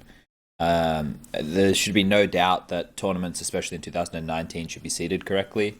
And it's not difficult to do with all the resources out there, especially HLTV.org, which anybody can navigate to by just going up to your browser and typing HLTV.org. You can find out all your information to do with Counter-Strike, including statistics, photos, videos, and interviews with Prof and Striker. Anyway, thank you. And also, the ranking is free, so you don't even have to pay. I mean, no one will know that you use our rankings. Like, people do it all the time. No one says ranked by HLTV.org. No one says thanks for this ranking, that you exist and make this ranking. No one does it. They just change the graphic and they just post it. And WSG, you could have done that too. But I think that it's clear that the format is not, the structure, of the groups, the way that they were seeded or not seeded is not good enough. We skimmed over it last time around, and my opinion doesn't change on that. I think that if you're one of these teams who is happy to go, then you know what you're signing yourself up to. You know, really hope that we don't see copious amounts of complaints online about certain conditions and this and that. Like if it's bad, you're going into these things already knowing that the not going to be a format surprise to anybody. Exactly, we right? know. So we know. Let's not be blind to those kind of things. But overall, it's a good mentality for JW to be expressing. So that covers that one. It is a thing that as a player he needs to say that. Otherwise, people will call him like a whiny bitch or whatever people do say whenever a player complains about something, even though it should be complained about, even though it's subpar. This kind of things need to go on like an org basis or like a player union basis. It can't be one player complaining about something, because then if he loses people, if the reshuffle happened like they made normal groups and Fnatic still lost, then everyone would just make fun of JW, even though that would be the fair thing to do. So whatever, good shit. Otherwise, like just based on these rankings, I realized someone tweeted at me, Marbot, the Liquipedia guy, that we actually won't be having the second group stage this time around.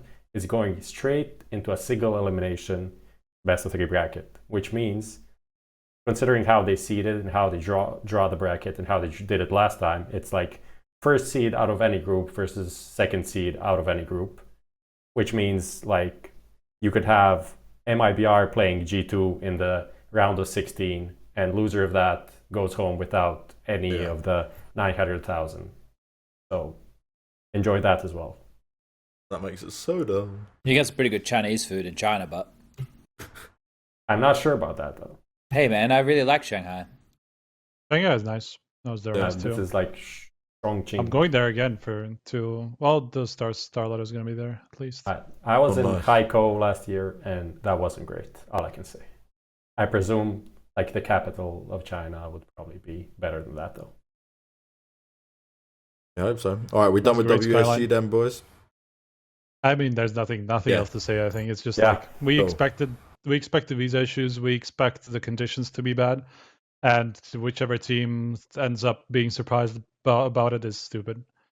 That's about the looking forward for the aftermath and everything.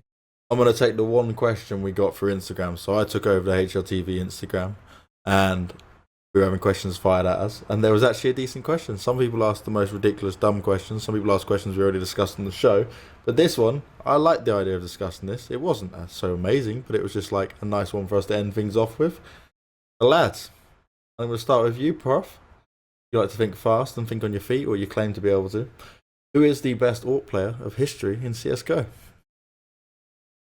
Guardian, yes. Hey. I don't even think there's a discussion. There's a case for like peak versus longevity. Yeah. And then if you go peak, you can get Kenya's 2014 pre-nerf op, which, by the way, when you go back and look at that stuff, that was so ridiculously easy to get kills. And if you put like players with their skill set that they have now, actually there's like two sides of the coin. Maybe how fast you can move actually allowed only the best players to be very good with op, and now everyone is kind of very good with op. Like even these hybrid players can do a lot of work on it.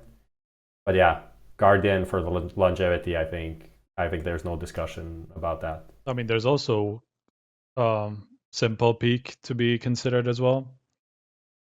True. Because he is. It depends on how you want to define an AWPer as well. Then, but I mean, he is very dedicated though. Still, even though we don't see him that way too much, even if he is doesn't, very dedicated. Yeah, I think it's an open-ended debate. I think it's like you'd have a panel of players, right? I don't think that you could have like the greatest of all time. It's the same in like traditional sports. Like people argue, is it this guy? Is it that guy? I think that you just considering the consistency of his career as being a primary AWPer, you'd have to say Guardian, like you guys are saying. I think like Fallen for me has so many exciting moments. That's why, like, for some reason when I think of AWPer and the workload he has an in-game leader, like he sticks out. But I think from like a technical standpoint, you'd have to say Guardian. I mean, Device is also a great AWPer, great player overall, but he wasn't even AWPing until he was kind of on and off AWPing until 2016, I think, when they replaced Cage and B, and then said, okay, now you're going to be, even with Kerrigan, originally he was AWPing kind of like secondary, taking it away from Device, but after that he kind of decided to stick to the AWP, and then he became like this dominant AWPer and what we know him about today. But Simple is kind of similar that way, because he was not, like his AWPing peaks are pretty good now, but long term he didn't play that much on the AWP, so if we're looking for the whole CSGO, then I think Guardian is the pick for me. Also, the only player to make HLTV top 20 every year that we had. Yes. So. Mr. Consistent in that sense as well, right? No matter what team you put him in. There you go. Mr. Vaca, there's your answer. Thank you for it across the board. I don't think we got time for any more. We are 17 minutes overrun as it is, and we've all got stuff to do. I know I'm going to keep myself entertained here and blow up my laptop some more trying to stream on it. Don't know what you guys are going to do, but I'm probably sure you're enjoying some days off, not having to do anything for once and not living and breathing CS for a second. I came home and played Counter-Strike immediately. +1, and then went back to work, and same as Striker, I think. Playing Counter-Strike and working on it is very different. Because I always get that after a major or something like that. I'm like, yep, fucking boot it up, let's go. And then I realise my laptop's crashed and I'm stuck in fucking Ukraine for another 2 weeks. I literally can't wait to get back on my PC. Ninja Sushi. Simple's brother owns it. Oh. We're going to get some for free for this ad now? I don't know. I'm trying. Yeah, look at that. Chad with the plug. Chad with the plug. Let's tag Alexei Kostilin. I thought you were gonna like that was like a nickname out of Twitch chat. I was expecting like another XXX Hoshi. Nah, man. Oh god. They bullied. The community's bullied me into submission. No one can. I'm sorry about that. No one can. White flag. Alright, well that's done for another episode of HLTV Confirmed, guys. I hope you have all enjoyed it. Do we know when the next episode is, Chad? Because you are the master of the diary. We don't know. I think that's the one we haven't talked about yet. Oh, we got that far already? We'll work it out. But it should be Monday though. If we want to do one before WESG, it has to be Monday, which is the first day of WESG. But like, hopefully, we can just kind of like. Let's do Monday. I don't know. I got the schedule here somewhere. I'll work it out. Yeah. All right. Potentially Monday, guys. We'll keep you up to date. You can check the Twitters and stuff like that. I've been James Banks. I've been your host. We've had Prof, who obviously knows nothing about what CS really is. Can bet sometimes, likes speaking people. Fluke, Striker, who does write up some good stuff every now and again, but he's pretty slow to it all. And Chad, who loves Cloud9 and most importantly is the Oz God. We'll see you guys next time.